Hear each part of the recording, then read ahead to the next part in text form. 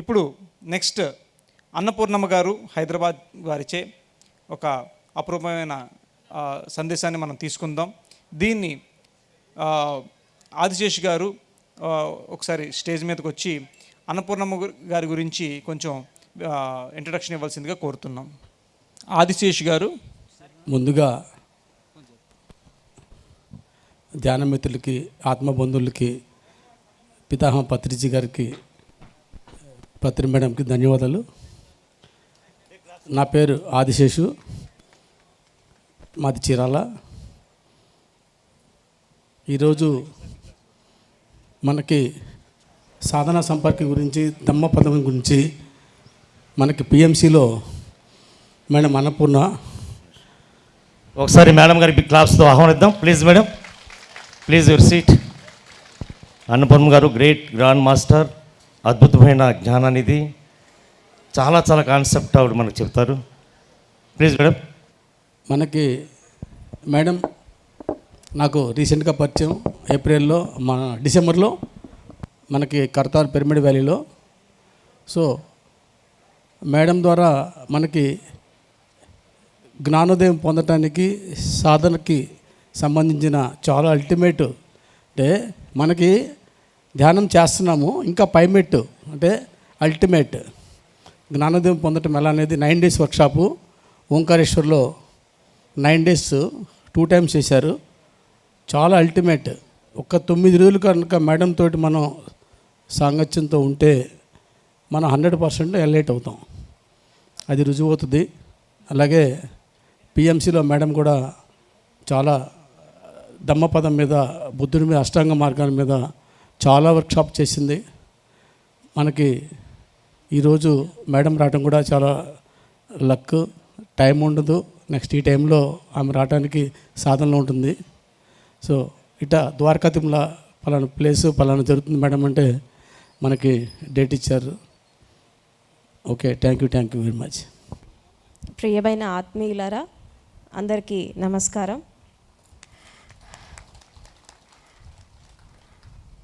ఈ 4 రోజులు జరిగేటటువంటి ఈ సత్య జ్ఞాన ధ్యాన యజ్ఞానికి మీ అందరికీ స్వాగతం, సుస్వాగతం. భారతదేశం అనేది ఎంతోమంది జ్ఞానులకి, సత్పురుషులకి నిలయంగా ఉంది.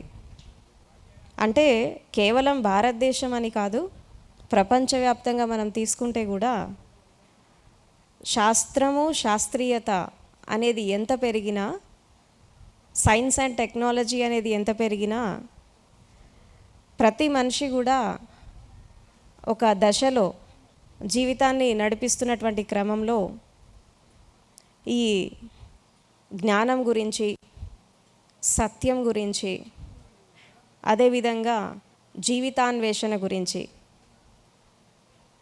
చాలా అన్వేషణ చేస్తారు.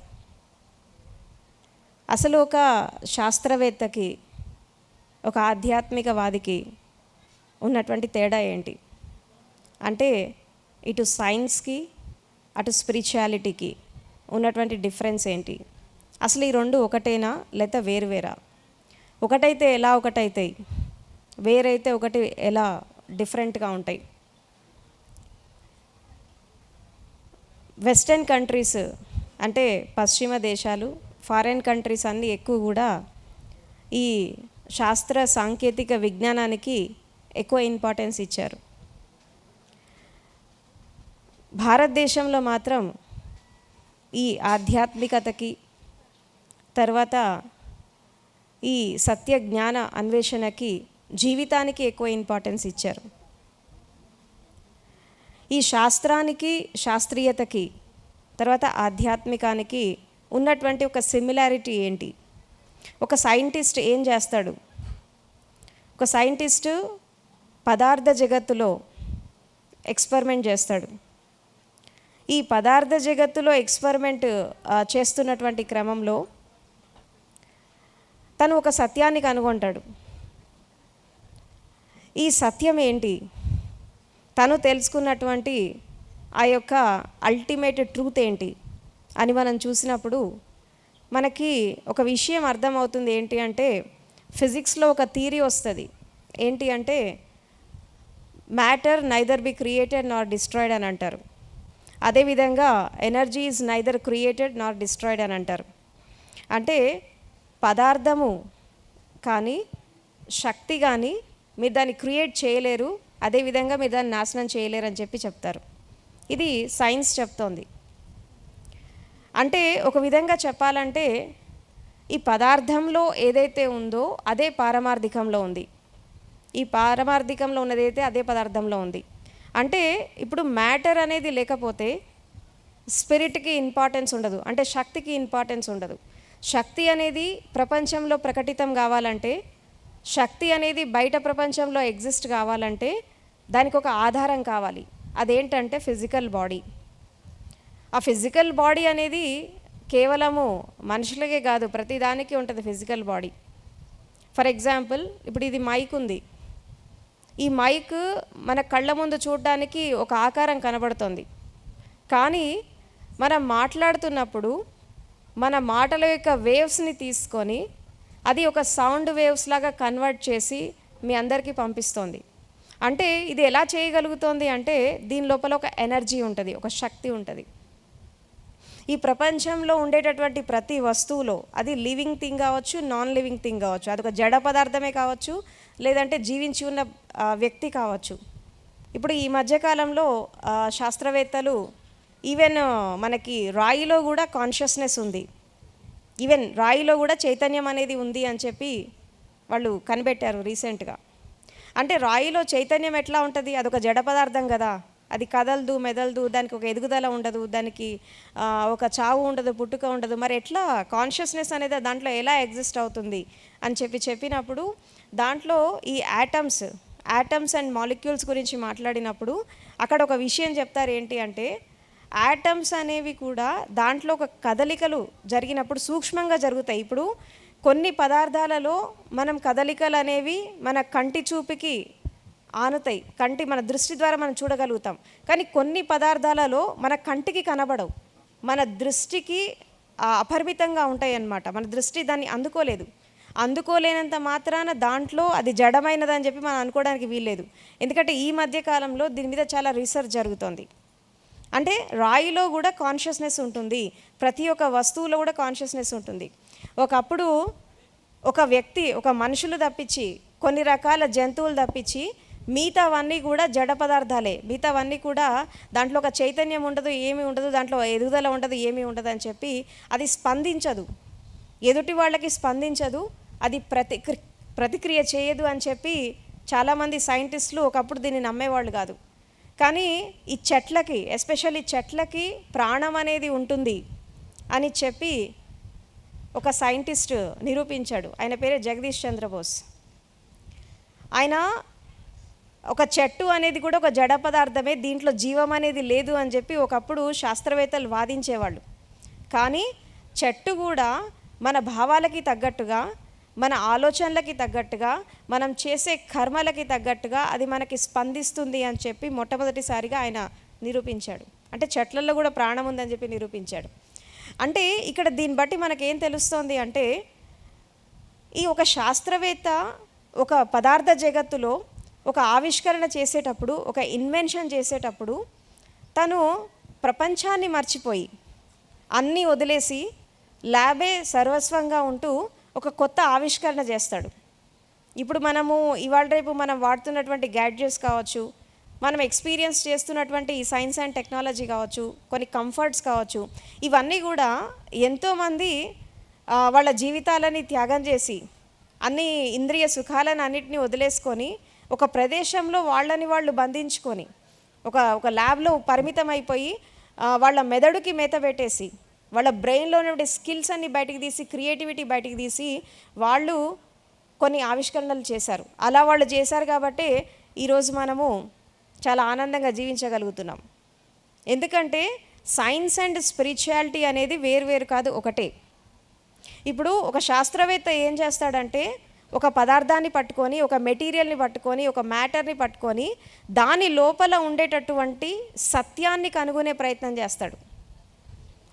అంటే లేని దాన్ని ఆవిష్కరించాలా, ఏదో కొత్తగా కనుగొనాలి అని చెప్పి వాళ్ళు ఇన్వెంట్ చేస్తారు. ఇప్పుడు ఇన్వెన్షన్కి డిస్కవరీకి ఉన్నటువంటి తేడా ఏంటి? అంటే కనుగొనడానికి, ఆవిష్కరించడానికి ఈ రెండింటికి మధ్యలో తేడా ఏంటి? అంటే ఇన్వెన్షన్ అనేది ఏంటి అంటే లేని దాన్ని కొత్తగా వెతికి పట్టుకోవడం. సైన్స్ ఏం చెప్తుందంటే ప్రతిదీ అన్వేషణ చేయాలి, పదార్థంలో అన్వేషణ చేయాలి, ప్రతి దాంట్లో లోతుల్లోకి వెళ్ళాలి, దృష్టి అనేది సూక్ష్మంగా ఉండాలి. ఇంకా లోతుల్లో మనం దాన్ని చూసుకుంటూ ముందుకెళ్తున్నప్పుడు అక్కడ మనకు ఒక ఇన్వెన్షన్ అనేది జరుగుతుంది, కొత్త విషయం అనేది మనకు అర్థమైపోతుందని అంటారు. ఇక ఆధ్యాత్మికానికి వచ్చినప్పుడు ఏంటంటే ఇది డిస్కవరీ. డిస్కవరీ అంటే ఏంటి? ఆవిష్కరణ. అంటే లేని దాన్ని తెచ్చుకోవడం కాదు, ఎక్కడో లేని దాన్ని తెచ్చుకోవడం కాదు, మన లోపల లేని దాన్ని తెచ్చుకోవడం కాదు, ఉన్నదాన్ని గుర్తించడం. ఇది సైన్స్కి స్పిరిచువాలిటీకి ఉన్నటువంటి డిఫరెన్స్. ఒక శాస్త్రవేత్త ప్రపంచంలో అన్వేషణ చేస్తున్నప్పుడు రకరకాల మెటీరియల్స్తో, రకరకాల పదార్థాలతో ఎక్స్పెరిమెంట్ చేస్తాడు. ఈ చేస్తున్నటువంటి క్రమంలో తను ఎన్నో రకాల ఆవిష్కరణలు బయటకు వస్తాయి, ఎన్నో రకాల ఇన్నోవేషన్స్ వస్తాయి, ఇన్వెన్షన్స్ వస్తాయి, కొత్త కొత్త థీరీస్ వస్తాయి, ఫిలాసఫీస్ వస్తాయి. వీటి వల్ల ఏమైపోతుందంటే మనము బయట ప్రపంచంలో ఒక కంఫర్టబుల్ లైఫ్ మనం లీడ్ చేయగలుగుతున్నాం. అదేవిధంగా బయట ప్రపంచంలో మనము ఒక హాయిగా జీవితాన్ని గడపగలుగుతున్నాం. ఇప్పుడు థామస్ ఆల్వా ఎడిసన్ ఆయన బల్బు కనిపెట్టారు, మీ అందరికీ తెలుసు. ఆయన బల్బు కనిపెట్టేటటువంటి క్రమంలో దాదాపు 700 సార్లు ఫెయిల్ అయినాడు ఆయన. ఈ 700 సార్లు తన లైఫ్ అంతా కూడా ఆయన ల్యాబ్లో గడిపాడు. అది కూడా ఒక తపస్సే, అది కూడా ఒక ధ్యానమే. ఎందుకంటే అది చేసేటటువంటి క్రమంలో తను అన్నీ మర్చిపోయాడు, ప్రపంచాన్ని మర్చిపోయాడు, కుటుంబాన్ని మర్చిపోయాడు, బాధ్యతల్ని మర్చిపోయాడు, అన్నీ వదిలేశాడు. ఆ ల్యాబే సర్వస్వంగా బ్రతికి 700 సార్లు ఎక్స్పెరిమెంట్ చేసి తను ఆ బల్బు కనిపెట్టాడు. అందుకే ఇప్పుడు మనం చీకట్లో కూడా ఇంత హాయిగా ఉంటున్నాం, ఆయన కనిపెట్టాడు కాబట్టి. అంటే ప్రపంచానికి తను ఒక ఆవిష్కరణ చేసి వెలుగునిచ్చాడు. అందుకే ఇక్కడ ఏం చెప్తారంటే వాస్తవానికి సత్యం అనేది ఒకటే, రకరకాల సత్యాలు ఉండవు. సత్యం అనేది ఒకటే, ధర్మం అనేది ఒకటే, జ్ఞానం అనేది ఒకటే. ఒక్కొక్క వ్యక్తి ఒక్కొక్క దాంట్లో వెతుకుతాడు సత్యం కోసం, ఒక్కొక్క వ్యక్తి ఒక్కొక్క విషయంలో వెతుకుతాడు. కొంతమంది ఫిలాసఫికల్గా వెళ్తారు, కొంతమంది శాస్త్రీయంగా వెళ్తారు, తర్వాత కొంతమంది అన్వేషణలతో వెళ్తారు, ఇంకొంతమంది ఈ సామాజిక స్థితిగతుల్లో మార్పు తీసుకురావడంలో తమను తాము నిమగ్నం చేసుకుంటారు. ఈ ప్రపంచంలో దాదాపు కొన్ని కోట్ల మంది ప్రజలు ఉన్నారు. ఎంతమంది భూమికి ఉపయోగపడే వాళ్ళు ఎంతమంది ఉన్నారు అంటే మనం వేళ్ల మీద లెక్క పెట్టచ్చు, ఫింగర్ టిప్స్ మీద లెక్క పెట్టచ్చు. ఒక 10% మనకు కనబడతారు హార్డ్లీ. దాంట్లో సైంటిస్టులు వస్తారు, ఫిలాసఫర్స్ వస్తారు, తర్వాత కొంతమంది ఉద్యమకారులు వస్తారు, విప్లవకారులు వస్తారు, తర్వాత సంఘ సంస్కర్తలు వస్తారు, మానవతామూర్తులు వస్తారు, కొంతమంది జ్ఞానులు, సత్పురుషులు, ఇలా మనకు కొంతమంది కనబడతారు. ఈ 10% పీపుల్ అనేవాళ్ళు లేకపోతే సమాజం అనేది లేదు. ఈ 10% మనుషులు లేకపోతే సమాజం లేదు. ఈ 90% పీపుల్ ఈ 10% మీద ఆధారపడి జీవిస్తున్నారు. ఇప్పుడు శాస్త్రవేత్తలు లేరనుకోండి, మనకి ఇన్నోవేషన్స్, ఈ టెక్నాలజీ ఇదంతా రాదు. తర్వాత ఈ కవులు, కళాకారులు, రచయితలు లేకపోతే మన కొత్త కొత్త గ్రంథాలు రావు, కొత్త కొత్త ఫిలాసఫీస్ రావు, కావ్యాలు రావు, ఏది రావు. తర్వాత ఈ ఉద్యమకారులు, విప్లవకారులు, సంఘ సంస్కర్తలు వీళ్ళు లేకపోతే సామాజిక స్థితిగతుల్లో మార్పు రాదు, ఒక వ్యవస్థ అనేది మారదు. అండ్ అదేవిధంగా ఇంకొంచెం ముందుకెళ్ళినప్పుడు మనకి జ్ఞానులు, సత్పురుషులు, ఈ ఆధ్యాత్మికవాదులు లేకపోతే జీవితం అంటే ఏంటో మనకి అర్థం కాదు. కాబట్టి ఈ 10% మందితోనే మొత్తం ప్రపంచం అంతా నడుస్తోంది. అందుకే ప్రతి మనిషి కూడా భూమి మీద చాలా యూనిక్గా పుడతాడు. Everybody born on this earth with some uniqueness and with some qualities. ప్రతి ఒక్కళ్ళలో కూడా ఎక్స్ట్రాడినరీ టాలెంట్స్ ఉంటాయి, ప్రతి వ్యక్తిలో ఉంటాయి. దాన్ని మనం ఎప్పుడైతే వెలికి తీసి మనం జీవించగలుగుతామో సహజంగానే చేసే ప్రతి పని కూడా ధ్యానం అయిపోతుంది. చేసే ప్రతి పని ధ్యానం అంటే కేవలము కళ్ళు మూసుకొని కూర్చున్నామా, శ్వాసను చూసామా, ఇది కాదు. చేసే ప్రతి పని కూడా ధ్యానపూర్వకంగా చేయాలి.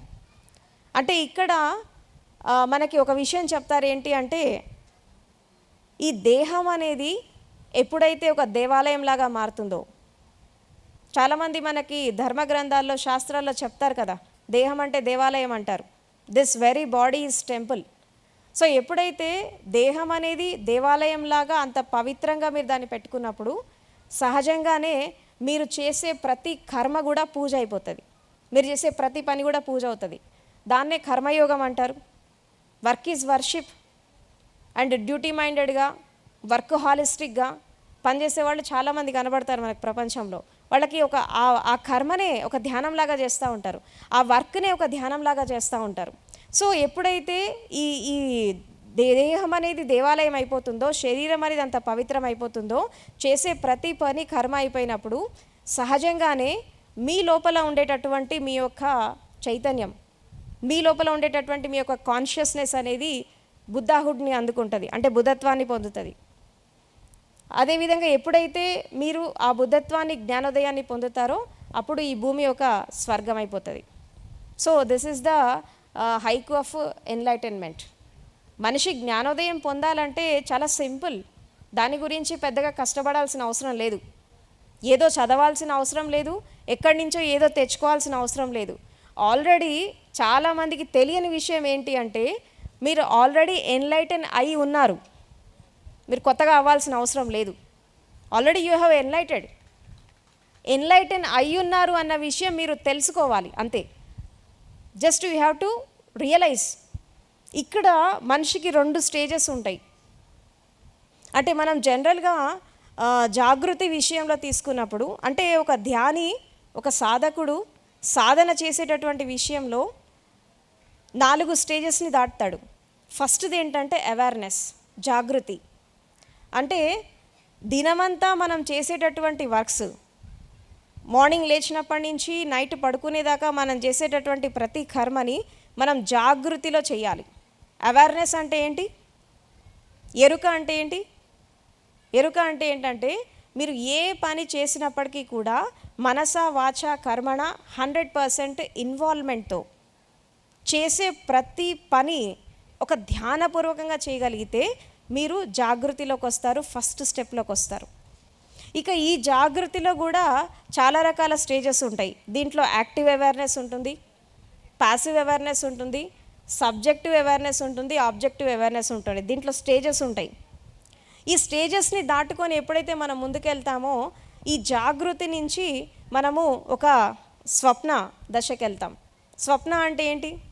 దినమంతా మనం చేసేటటువంటి పనులు ఎప్పుడైతే ఎరుకతో మనం చేసినప్పుడు నైట్ పడుకుంటాము, కలలు వస్తాయి, డ్రీమ్స్ వస్తాయి, ఊహలు వస్తాయి, రకరకాల చింతనలు వస్తాయి. ఎప్పుడైతే మనము ఈ కలలు, ఊహలు, ఈ చింతనల పట్ల కూడా మనం ఎప్పుడైతే ఎరుకతో ఉండగలుగుతామో, జాగృతిలో ఉండగలుగుతామో అప్పుడు మనం స్వప్న స్టేట్ని దాటుతాం. ఇప్పుడు చాలామంది యోగ నిద్ర అంటారు కదా. యోగ నిద్ర అంటే ఏంటి? యోగ నిద్ర అంటే ఏంటంటే ధ్యానం కోసం కూర్చొని నిద్రపోవడం కాదు, మెడిటేషన్ కోసం కూర్చొని నిద్రపోవడం కాదు, మూర్ఛలో పోవడం కాదు, ఏది కాదు. యోగ నిద్ర అంటే ఏంటంటే ఎప్పుడైతే మీరు రాత్రిపూట పడుకున్నప్పుడు మీకు కలలు వచ్చినప్పుడు కలల పట్ల కూడా మీరు ఎప్పుడైతే జాగృతిలో ఉండగలుగుతారో, కలలని కూడా మీరు ఎప్పుడైతే సాక్షిలాగా చూస్తారో అప్పుడు మీరు యోగ నిద్రలోకి వెళ్తారు. అది నిజంగా యోగ నిద్ర అంటే. అంతేగాని మూర్ఛలోకి వెళ్ళడము, అన్కాన్షియస్ స్టేట్లోకి వెళ్ళడము ఇది కాదు యోగ నిద్ర అంటే. అంటే కలల పట్ల కూడా మీకు జాగృతి రావాలి. కలల పట్ల మీరు ఎప్పుడు జాగృతిలో ఉంటారు? దినమంతా మీరు చేసేటటువంటి పనులు, మీ శరీరం పట్ల జాగృతి, మనసు పట్ల జాగృతి, ఆలోచనల పట్ల జాగృతి, శ్వాస పట్ల జాగృతి. ఎప్పుడైతే క్షణక్షణము ప్రపంచంతో మమేకం కాకుండా స్వయంతో ఒకటైపోయి మీరు ఎప్పుడైతే జీవిస్తారో, ప్రతి క్షణక్షణం స్వయంతో ఒకటి కావాలి, ప్రతి క్షణక్షణము మీ యొక్క ఇన్నర్ కాన్షియస్నెస్తో ఒకటి కావాలి. ఎప్పుడైతే అలా మీరు జీవించగలుగుతారో అప్పుడు ఏమైపోతుందంటే ఈ స్వప్న స్టేట్కి వస్తారు. ఎప్పుడైతే స్వప్న స్టేట్కి వస్తారో అప్పుడు రాత్రిపూట వచ్చే కలల పట్ల జాగృతిలో ఉన్నప్పుడు అప్పుడు మీకు ఆలోచనలే కాదు కలలు కూడా వెళ్ళిపోతాయి. ఆలోచనలే కాదు కలలు కూడా పోతాయి. ఈ కలలు కూడా పోయినటువంటి స్టేట్లో మనసు అనేది టోటల్గా చచ్చిపోతుంది. అసలు ధ్యానం అంటే ఏంటి? ధ్యానం అంటే ఏంటంటే నిర్విచార జాగరూకత, నిర్మలమైన స్థితి, పవిత్రమైన స్థితి, ఆలోచన రహిత స్థితి. ఆలోచన రహిత స్థితిలో ఉండేది ఏంటి? జాగృతి, అవేర్నెస్. ఈ జాగృతి అనే దీపం ఎట్లా వెలుగుతుంది అంటే ఏ గాలి లేని చోట, అంటే సుడిగాలి కానీ ఎలాంటి గాలి లేని చోట దీపం అనేది ఎంత నిశ్చలంగా వెలుగుతుందో, ఎలాంటి కదలికలు లేకుండా దీపం ఎంత నిశ్చలంగా వెలుగుతుందో, మీ లోపల జాగృతి అనే దీపం కూడా 24 గంటలు వెలుగుతూ ఉంటుంది. కానీ మీరు మీ మూర్ఛలో, మీ అన్కాన్షియస్ స్టేట్లో, మీకు తెలియనటువంటి దశలో అది వెలుగుతోంది అన్న విషయం మీరు మర్చిపోయారు. మీరు ఎప్పుడైతే మీ స్వయం లోపల ఉండేటటువంటి ఆ జాగృతి దీపాన్ని మీరు గుర్తించగలుగుతారో, సహజంగానే మనిషి 1 గంట లోపల ఎన్లైటన్మెంట్ పొందొచ్చు. దీనికి సంవత్సరాలు కష్టపడాల్సిన అవసరం లేదు. అంటే ఇప్పుడు ఎట్లా అయిపోయిందంటే, జ్ఞానోదయం అనేది ఉంది అని చెప్పి అందరు చెప్తున్నారు, దాన్ని అందుకోవాలని చెప్తున్నారు. కానీ దాన్ని ఎలా అందుకోవాలి, దానికి మార్గం ఏంటి? సో ఎప్పుడైతే ఈ స్వప్నాల పట్ల మనం ఎప్పుడైతే జాగృతిలోకి వస్తామో, నెక్స్ట్ స్టేట్ ఉంటుంది, అదేంటంటే సుషుప్తి. సుషుప్తి అంటే ఏంటంటే సమాధి స్థితి. ధ్యానం అనేది అల్టిమేట్ కాదు, సమాధిలోకి ప్రవేశించాలా. సమాధి అంటే ఏంటి? మీ మదిలో మెదులుతున్నటువంటి అన్ని రకాల ప్రశ్నలకి, మీ జీవితంలో వచ్చినటువంటి అనేక రకాల సందేహాలకి, అనేక రకాలైనటువంటి మీ స్పర్ధలకి ఒక సమాధానం దొరికేటటువంటి స్థితి సమాధి. అంటే చిన్నప్పటి నుంచి కూడా మనం ఎన్నో ప్రశ్నలు మన మదిలో మెదులుతూ ఉంటాయి. మనం టీచర్లను అడుగుతాము, ఇంట్లో పేరెంట్స్ని అడుగుతాము, ఎవరెవరు అడుగుతూ ఉంటాం. అందరూ ఏం చేస్తారు, ఈ విషయాలు తెలుసుకొని నువ్వేం చేస్తావు, ఇప్పుడు నీకు ఇది అవసరమా అని చెప్పి అందరు తోసేస్తూ ఉంటారు. ఎందుకంటే వాళ్ళకు కూడా తెలియదు కాబట్టి. మనం అడుగుతూ ఉంటాం, చిన్నప్పుడు పిల్లలు ఏవేవో అడుగుతూ ఉంటారు, అన్నీ మనం సమాధానం చెప్తామా, ఈ ఏజ్లో మీకు ఎందుకు అని తోసిపడేస్తూ ఉంటారు, ఎందుకంటే వీళ్ళకి తెలియదు కాబట్టి. సో అలాంటి ప్రశ్నలు, రకరకాల ప్రశ్నలు, ఎన్నో సందేహాలు, ఎన్నో స్పర్ధలు, ఎన్నో రకాల అవమానాలు, ఎన్నో రకాల నిందలు, తర్వాత ఎన్నో రకాల అనుమానాలు, వీటన్నిటికి కూడా ఒక సమాధానం దొరికేటటువంటి స్థితి సమాధి. సమాధి అంటే ఏంటి? సమాధి అంటే జీవించి ఉండగా మరణించేటటువంటి కళ నేర్చుకోవడం, ఆర్ట్ ఆఫ్ డయింగ్.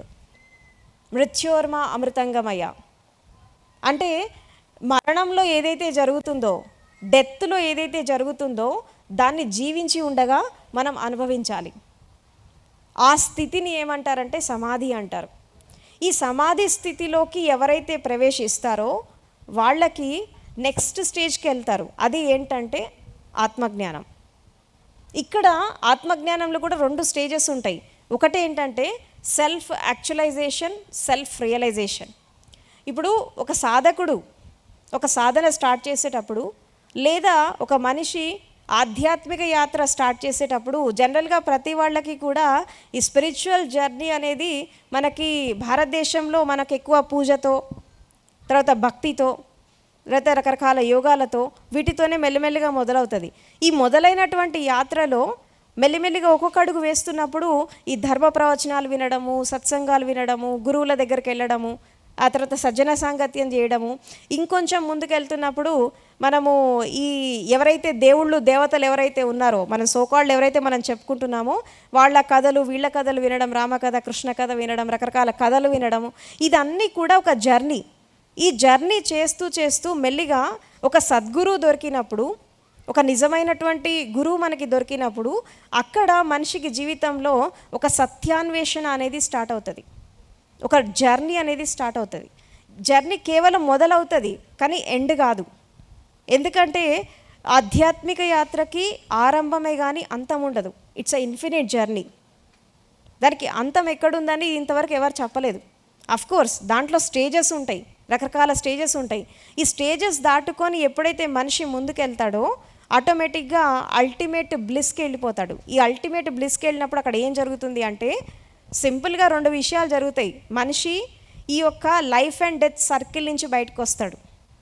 అదేవిధంగా ఈ జీవితం అంటే ఏంటి, మరణం అంటే ఏంటి, ఆ తర్వాత జీవితం యొక్క అర్థం పరమార్థం ఏంటి, మనం ఎలా జీవించాలి అని ఈ విషయాలు అనుభవపూర్వకంగా తెలుసుకుంటాడు.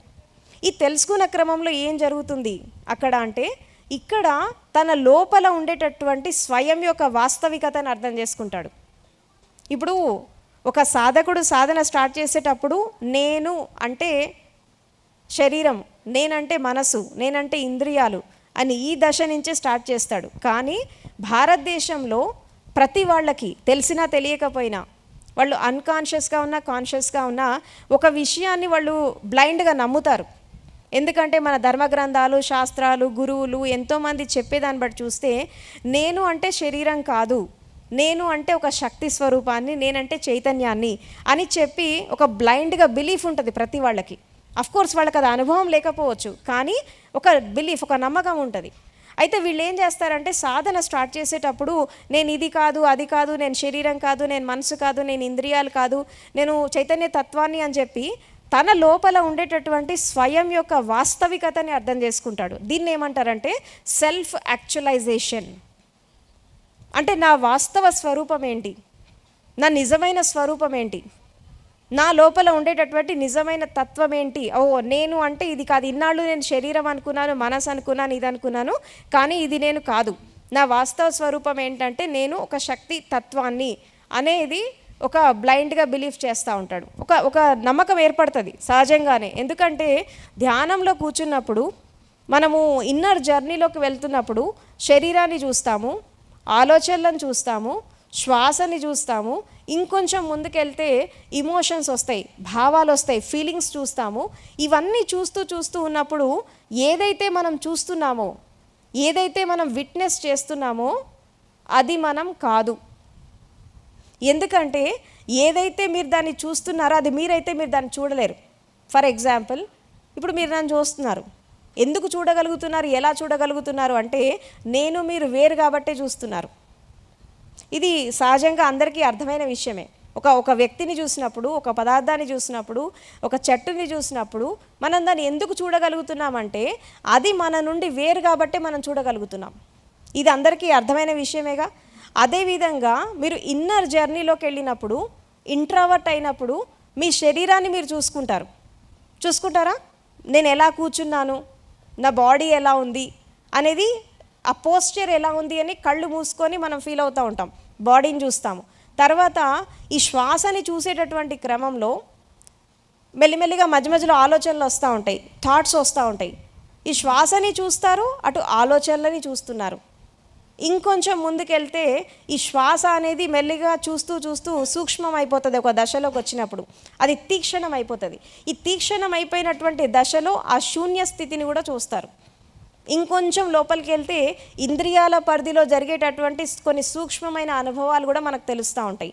అంటే సింపుల్గా ఒక విషయం మీకు అర్థం కావాలి, ఒక జ్ఞానం రావాలి. ఏంటి అంటే మనం ఇవన్నీ చూస్తున్నాము అంటే ఇది నేను కాదు కాబట్టే నేను చూస్తున్నాను అనే విషయం మీకు అర్థం కావాలి అక్కడ.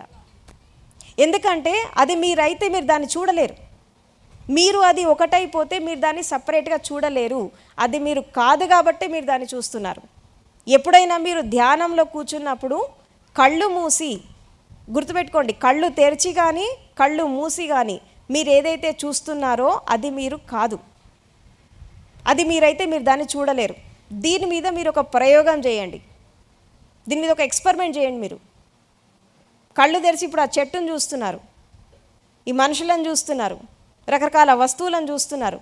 ఎట్లా చూస్తున్నారు? మీరు అది ఒకటైపోతే ఎట్లా చూస్తారు? అది మీ నుండి వేరు కాబట్టే మీరు దాన్ని చూడగలుగుతున్నారు.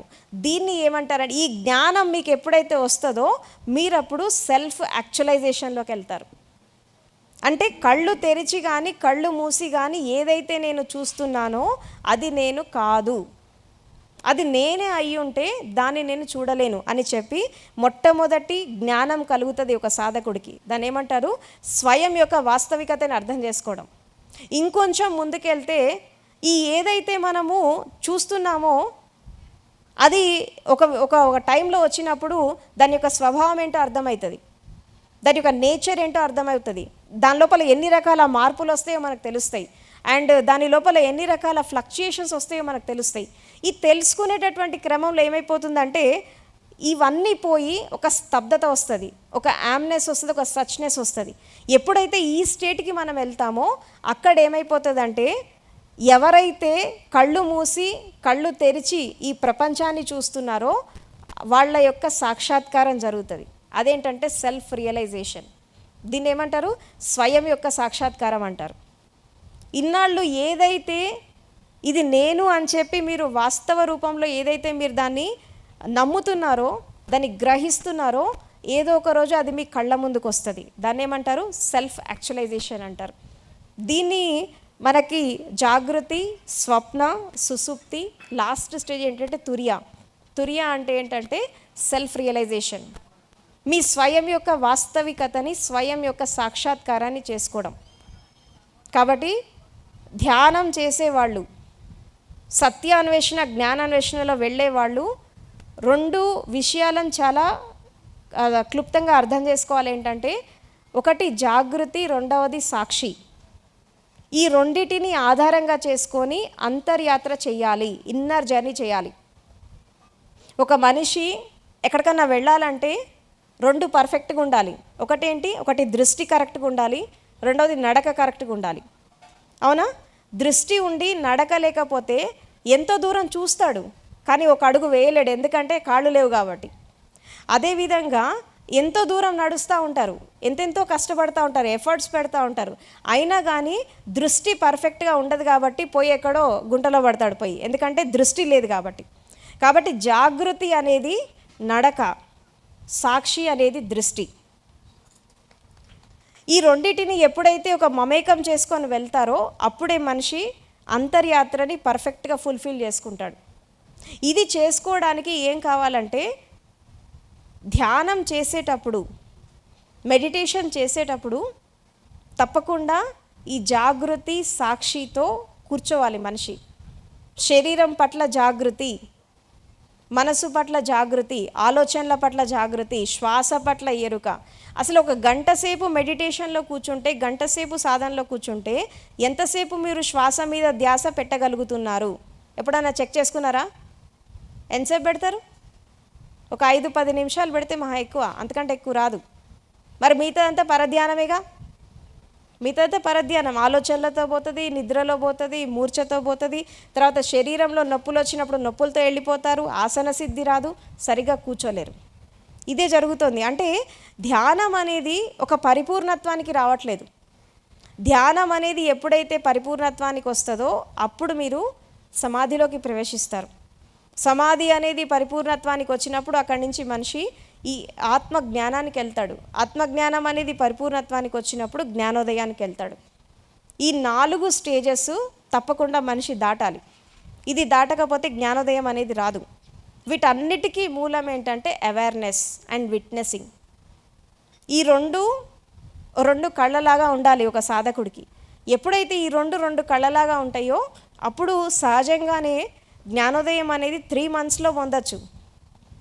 ఎందుకంటే ఒకప్పుడు ఎంతోమంది జ్ఞానులు వాళ్ళు కష్టపడి వాళ్ళు స్వయంగా సాధన చేసి ఎన్నో రకాల టెక్నిక్స్ మనకి ఇచ్చేళ్ళారు. ఇప్పుడు మనం అంత కష్టపడాల్సిన అవసరం లేదు, ఎందుకంటే అన్నీ ఉన్నాయి. వాళ్ళు ఆల్రెడీ వండారు, వడ్డిచ్చారు, కంచంలో పెట్టారు, అన్నీ పెట్టారు. మనం తినడం కూడా కష్టమైపోతుంది మనకి, ఎందుకంటే there are so many techniques, number of techniques ఉన్నాయి, రకరకాల పద్ధతులు ఉన్నాయి. మనం ఏ మార్గాన్ని పట్టుకొని వెళ్ళినా, ఏ టెక్నిక్ని పట్టుకొని వెళ్ళినా మనం ఆ గమ్యాన్ని చేరచ్చు.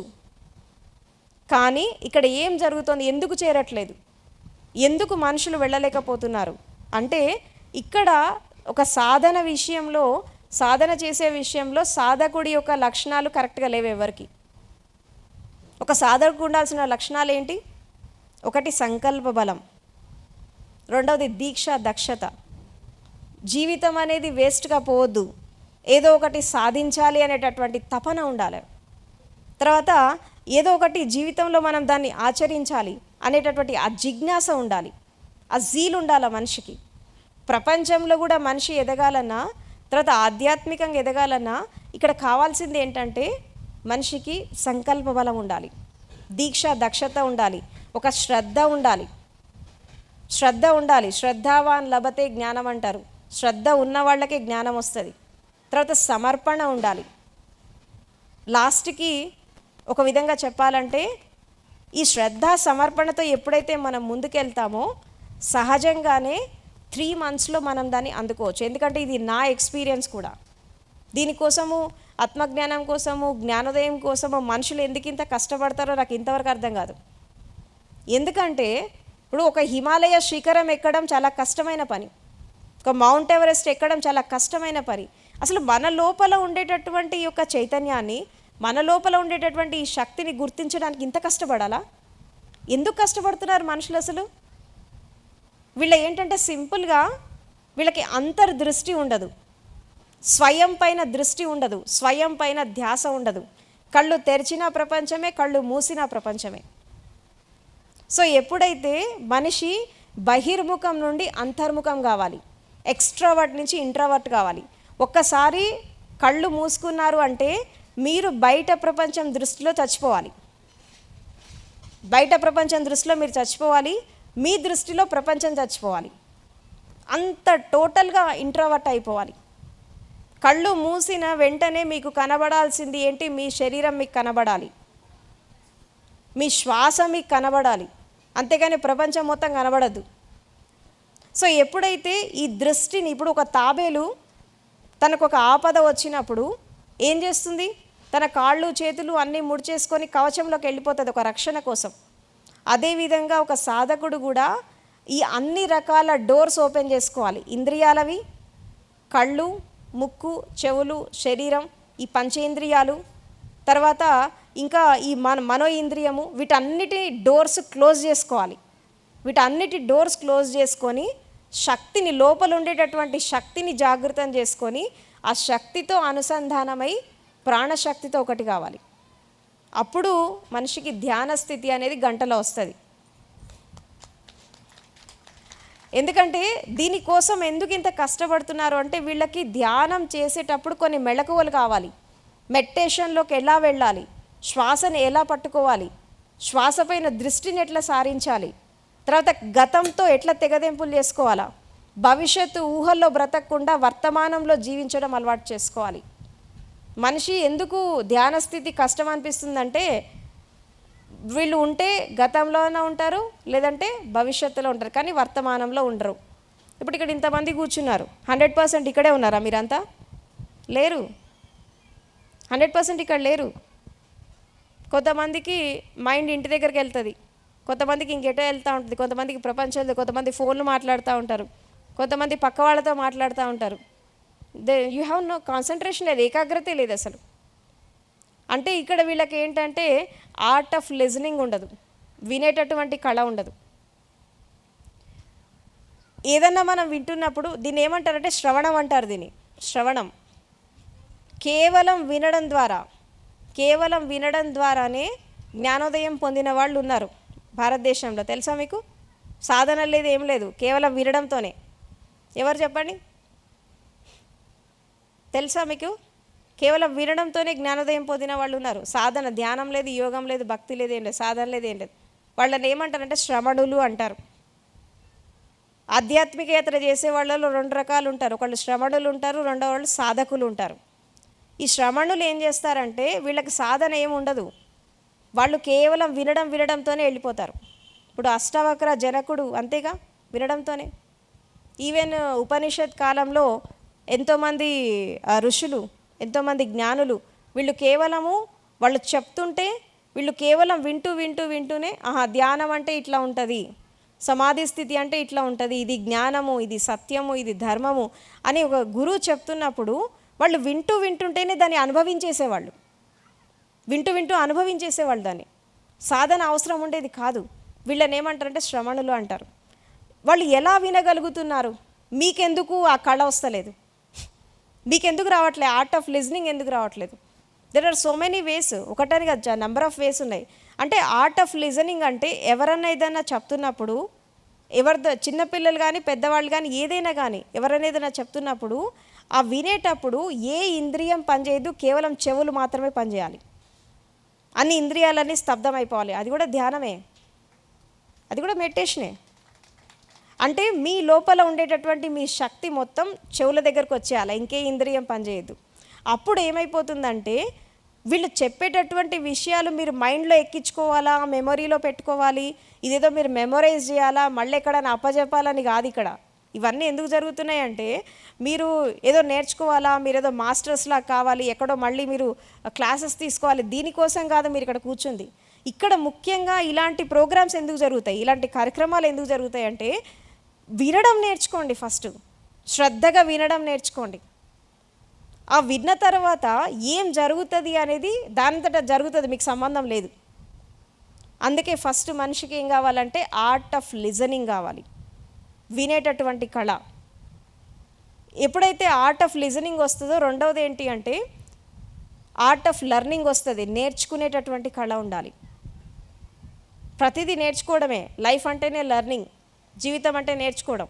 ఇప్పుడు సోక్రటీస్ ఒక మాట చెప్తాడు ఏంటంటే, జీవితం వచ్చింది ఎందుకు అంటే మరణించడానికి కాదు, జీవితం వచ్చింది నేర్చుకోవడానికి అని చెప్పి అంటాడు. ఆయన ఫైనల్ వర్డ్స్ ఇవే. సోక్రటీస్ ఫైనల్ వర్డ్స్ ఇవే. ఆయన చచ్చిపోయే ముందు చెప్తాడు, ఆయన లాస్ట్ వర్డ్స్ ఇవి. లైఫ్ అంటే బ్రతకడము, పుట్టడము ఇది కాదు, చచ్చిపోవడం కాదు. లైఫ్ అంటే, జీవితం అంటే మరణం కాదు, నేర్చుకోవడం అని చెప్తాడు.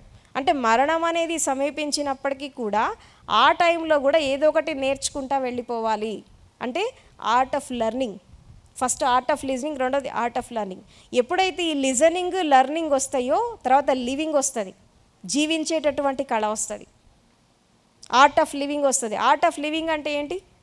మీ దృష్టి ఎలా ఉండాలి, మీ మాటలు ఎలా ఉండాలి, మీకు సంకల్ప బలం ఎట్లా ఉండాలి, తర్వాత మీ రిలేషన్స్ ఎట్లా ఉంటాయి, తర్వాత ఇంకొంచెం ముందుకెళ్తే స్వీకార భావంతో ఎలా జీవించాలి, సరైనటువంటి ధ్యానం అనేది ఎట్లా చేయాలా, సరైనటువంటి సమాధిలోకి ఎట్లా ప్రవేశించాలి, తర్వాత సరైనటువంటి జ్ఞానాన్ని ఎట్లా పొందాలా, సమ్యక్ జ్ఞానాన్ని ఎట్లా పొందాలి, ఇదంతా కూడా ఆర్ట్ ఆఫ్ లివింగ్. ఇది కూడా నేర్చుకోవాలి. మనిషికి ఎప్పుడైతే జీవించేటటువంటి కళ వస్తుందో నెక్స్ట్ స్టేజ్ ఏంటంటే మరణించేటటువంటి కళ, ఆర్ట్ ఆఫ్ డైయింగ్. ఇది కూడా నేర్చుకోవాలి. జీవించడమే కాదు, మరణించడం కూడా నేర్చుకోవాలి. అది కూడా ఒక కళనే. ప్రపంచంలో చాలామంది పుడుతున్నారు, మామూలుగా చచ్చిపోతున్నారు కదా. ఇప్పుడు ఎన్నోసార్లు పుట్టారు, ఎన్నోసార్లు చచ్చిపోయారు, కానీ జన్మ అంటే తెలియదు, మరణం అంటే తెలీదు కదా. పుట్టినప్పుడు ఏం జరుగుతుందో తెలీదు, చచ్చిపోయేటప్పుడు శరీరం వదిలేసేటప్పుడు ఎలా పోతామో తెలీదు. పుట్టినప్పుడు మనము తెలియకుండా పుట్టాము, కానీ రేపు చచ్చిపోయేటప్పుడు మాత్రం తెలుసుకోకుండా పోవద్దు. ఆ మరణాన్ని సంపూర్ణంగా అనుభవించాలి. ఎప్పుడు అనుభవిస్తారు? జీవితాన్ని సంపూర్ణంగా మీరు ఆస్వాదించడం మీకు అలవాటైతే రేపు మరణం యొక్క సమయం వచ్చినప్పుడు దాన్ని కూడా చూస్తూ చూస్తూ వెళ్ళిపోతారు. అసలు మనిషి ఈ సాధన ఎందుకు చేయాలి? ఈ సాధనలు ఇవన్నీ ఎందుకు అంటే సింపుల్గా ఏం లేదు. పుట్టినప్పుడు ఎలాగోలా పుట్టేసాం, చచ్చిపోయేటప్పుడు అన్కాన్షియస్నెస్గా చచ్చిపోదు. తెలుసుకోకుండా వెళ్ళొద్దు. మరణం యొక్క రహస్యాన్ని తెలుసుకోవాలా. ఈ మరణం యొక్క రహస్యాన్ని తెలుసుకోవడానికే ఈ ఆధ్యాత్మికత. What is spirituality? ఆధ్యాత్మికత అంటే ఏంటి? ఆది నుండి ఉన్నటువంటి, ఆది నుండి అంటే ఈ యొక్క సృష్టి క్రమం జరగకముందు, తర్వాత ఈ గ్రహాలు నక్షత్రాలు ఇవన్నీ ఏర్పడకముందు, ఆది నుండి అంటే మొట్టమొదటిసారిగా ఉన్నటువంటి ఆ యొక్క శక్తి గురించి, ఆ యొక్క చైతన్యం గురించి చేసేటటువంటి అన్వేషణనే ఆధ్యాత్మికత. That is a spiritual journey. So ఎప్పుడైతే ఈ శరీరాన్ని, మనసుని, ఇంద్రియాలని, వీటిని అన్నిటినీ దాటుకొని ఎప్పుడైతే మనిషి ఆ శక్తి కోసం, ఆ చైతన్యం కోసం ఎప్పుడైతే అన్వేషణ చేస్తాడో, ఇక్కడ అన్వేషణ చేసేది కూడా ఏముండదు. ఇప్పుడు ఏదైతే మీరు కాకుండా ఉన్నారో అది మీరు కాదు అని చెప్పి ఫస్ట్ తెలుసుకోండి, అంతే. ఇప్పుడు మీరు ఏదైతే అయ్యున్న మీ ఒరిజినల్ ఫేస్ ఏంటి, మీ నిజమైన స్వరూపం ఏంటి మీరు తెలుసుకోవాల్సిన అవసరం లేదు. మీరు ఏదైతే కాకుండా ఉన్నారో ఇది నేను కాదు అని చెప్పి ఫస్ట్ తెలుసుకోండి. ఆధ్యాత్మిక యాత్రలో ఇదే జరుగుతుంది. స్టార్టింగ్లో చేసినప్పుడు నేను శరీరము, నేనంటే శరీరము, నేనంటే మనసే అయిపోతారు. ప్రపంచంలో నుంచి మనం స్పిరిచువాలిటీలోకి వచ్చినప్పుడు నువ్వెవరంటే నేను ఇది, నేను అది అని చెప్పుకుంటారు. పేరు, ఊరు ఇవన్నీ చెప్తారు. I am this, I am that అని చెప్తారు. ఇవన్నీ పోతాయి. ఇవన్నీ పోయినప్పుడు ఏమైపోతుందంటే ఈ శరీరం కూడా వెళ్ళిపోతుంది. నేనంటే శరీరం కాదు, నేనంటే మనసు కాదు, నేనంటే ఇది కాదు, అది కాదు అని చెప్పి చూస్తున్నటువంటి క్రమంలో మెల్లిమెల్లిగా ఏం జరుగుతుందంటే ఇవన్నీ రాలిపోతాయి. ఇప్పుడు చెట్టుకి ఎండుటాకులు ఉన్నాయి, ఒక్కొక్కటి ఎలా రాలిపోతాయి, ఒక్కొక్క లేయర్ ఎలా రాలిపోతాయి, అదేవిధంగా మీ లోపల కూడా ఈ లేయర్స్ అన్నీ రాలిపోయినప్పుడు ఆటోమేటిక్గా మీ నిజమైన స్వరూపం మీ కళ్ళ ముందుకి వస్తుంది. మీ నిజమైన స్వరూపం కోసం మీరేం తాపత్రయపడాల్సిన అవసరం లేదు. ఆల్రెడీ అది మీ లోపల ఉంది. మీరు లేనిదాన్ని తెచ్చుకోవట్లా, ఆల్రెడీ మీ లోపల ఉంది. కానీ దాని లోపల పొరలుగా ఒక తెరలు ఉన్నాయి. ఆ తెరల్ని తీసేయాలా. ఇప్పుడు అద్దం మీద డస్ట్ పడింది అనుకోండి, మీ ఫేస్ మీకు కనబడుతుందా? కనబడదు. అద్దం మీద దుమ్ము పడితే మీ ఫేస్ మీకు కనబడదు. డస్ట్ తీసేస్తే క్లియర్గా కనబడుతుంది. అదేవిధంగా ఈ ధర్మ ప్రవచనాలు కానీ, సత్సంగాలు కానీ, సజ్జన సంగతి ఇవంతా ఏంటంటే మీ యొక్క చైతన్యం మీద పడినటువంటి డస్ట్ని తీసేయడానికి ఇవన్నీ. ఆ డస్ట్ వెళ్ళిపోయింది అనుకోండి, ఆటోమేటిక్గా మీ ఒరిజినల్ స్వరూపం మీ కళ్ళ ముందుకు వచ్చేస్తుంది. ఈ డస్ట్ని తీసేయడానికే ఎన్నో రోజులు పడుతుంది మనుషులకి. ఎందుకు పడుతుందంటే దాన్ని ఎలా తీసేసుకోవాలో తెలీదు, దాన్ని ఎలా మనము ముందుకు తీసుకెళ్లాలో తెలీదు. ఇప్పుడు చాలామంది ధ్యానులు, చాలామంది సాధకులు, అంటే ఇక్కడని కాదు, నేను భారతదేశం అంతటా వెళ్తాను, అందరి గురువుల దగ్గర చూశాను, అన్ని ఆర్గనైజేషన్స్లో చూశాను, ప్రతి వాళ్ళ దగ్గర చూశాను. కానీ కొన్ని కోట్ల మంది, లక్షల మంది సాధకులు ఉంటారు. దాంట్లో నిజమైనటువంటి జ్ఞానాన్ని ఎంతమంది అందుకుంటున్నారు అంటే వేళ్ల మీద లెక్క పెట్టచ్చు. మరి అందరికీ ఎందుకు అందుకోవట్లేదు, ఎందుకు అందరూ అల్టిమేట్ గోల్ రీచ్ కాలేకపోతున్నారంటే ఇక్కడ ఒకటి వాళ్ళకి ఆ సంకల్ప బలం లేక, ఆ తపన లేక, తర్వాత సంకల్ప బలం తపన ఉన్నప్పటికీ కూడా సరైనటువంటి గైడెన్స్ లేక, చెప్పేవాళ్ళు లేక కూడా చాలామంది రాంగ్ ఇంటర్ప్రిటేషన్స్లోకి వెళ్ళిపోతున్నారు. సో కాబట్టి ఈ శాస్త్రీయత తర్వాత ఈ ఆధ్యాత్మికత రెండు వేర్వేరు కాదు, ఒకటే. ఎందుకంటే ఈ మధ్యకాలంలో మనము ఈ స్పేస్ రీసెర్చ్ ఆర్గనైజేషన్లో కావచ్చు, ఆ నాసా వాళ్ళు కావచ్చు, తర్వాత బియాండ్ సైకాలజీ అధ్యయనం చేసేటటువంటి కొంతమంది మనో వైజ్ఞానికులు కావచ్చు, వీళ్ళంతా కూడా ఏం చేస్తున్నారంటే వీళ్ళు ఒక చైతన్యం కోసం అన్వేషణ చేస్తున్నారు బాహ్య ప్రపంచంలో కూడా. ఇప్పుడు ఫర్ ఎగ్జాంపుల్ మన లోపల, మన శరీరం లోపల కాన్షియస్నెస్ అనేది ఎక్కడ ఉంటుంది, చైతన్యం అనేది ఎక్కడ ఉంటుంది అని ఈ మధ్యలో శాస్త్రవేత్తలు నిరూపించారు. మీకు తెలుసా? బియాండ్ సైకాలజీ అధ్యయనం చేసేవాళ్ళు మన లోపల చైతన్యం ఎక్కడ ఉంటుందని వాళ్ళు నిరూపించారు, చూపించారు. ఎక్కడ ఉంటుందంటే బ్రెయిన్ లోపల మిడిల్ బ్రెయిన్ లోపల పీనియల్ గ్లాండ్ అని ఉంటుంది. పీనియల్ గ్లాండ్లో దాంట్లో మీ యొక్క సోల్ కాన్షియస్నెస్ ఉంటుంది అని చెప్పి కొంతమంది సైంటిస్టులు నిరూపించారు ఈ మధ్యకాలంలో.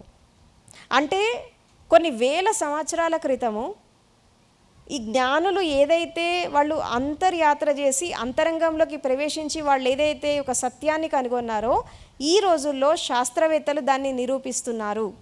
ఒకప్పుడు దీన్ని ఖండించేవాళ్ళు, ఒకప్పుడు ఇదంతా ఏం లేదు, ఇదంతా వేస్ట్ అని చెప్పి ఖండించేవాళ్ళు. కానీ ఇప్పుడున్నటువంటి మనకి సైన్స్ అండ్ టెక్నాలజీ, ఇప్పుడున్నటువంటి ఎక్స్పెరిమెంట్స్ కావచ్చు, ఇప్పుడున్న ఇన్స్ట్రుమెంట్స్ కావచ్చు, పరికరాలు కావచ్చు, దీని ద్వారా వాళ్ళు దాన్ని సత్యాన్ని కనుగొంటున్నారు. కాబట్టి ఇప్పుడు ఏమైపోతుందంటే ఆధ్యాత్మికతకి శాస్త్రీయతకి పెద్ద తేడా ఏం లేదు, రెండు ఒకటే. అండ్ ఇంకోటి ఏంటంటే కేవలము స్పిరిటే కాదు, శక్తినే కాదు, ఈ ఫిజికల్ బాడీ కూడా ఎటర్నలే. మీరు ఒప్పుకుంటారా? ఫిజికల్ బాడీ కూడా ఎటర్నలే అంటున్నా నేను, దీనికి కూడా చావు లేదు. ఒప్పుకుంటారా మీరు? ఫిజికల్ బాడీ కూడా డెత్ అనేది ఏమి ఉండదు. ఇప్పుడు మనం ఈ కొన్ని సైంటిఫిక్ థీరీస్ ప్రకారము, సైకలాజికల్ థీరీస్ ప్రకారం మనం తీసుకుంటే ఇప్పుడు మనకి ఇప్పుడు ఒక వ్యక్తి చనిపోతాడు, చనిపోయినప్పుడు పూడ్చిపెడతారు తీసుకెళ్ళి. ఆ పూడ్చిపెట్టినప్పుడు ఏమైపోతుందంటే ఈ శరీరంలో ఉండేటటువంటి ఒక తత్వాలు ఏవైతే ఉన్నాయో అది భూమిలో కలిసిపోతాయి. ఈ భూమిలో కలిసిపోయినప్పుడు కొన్నాళ్ళకి ఒక చెట్టు మొలుస్తుంది, అవునా? దానికి ఒక పువ్వు వస్తుంది, పండు వస్తుంది, కాయ వస్తుంది, మళ్ళీ కొన్ని పక్షులు వస్తాయి, మళ్ళీ ఆ విత్తనాలు తీసుకెళ్ళి ఇంకొక చోట వేస్తాయి, మళ్ళీ ఇంకో చెట్టు వస్తూ ఉంటుంది.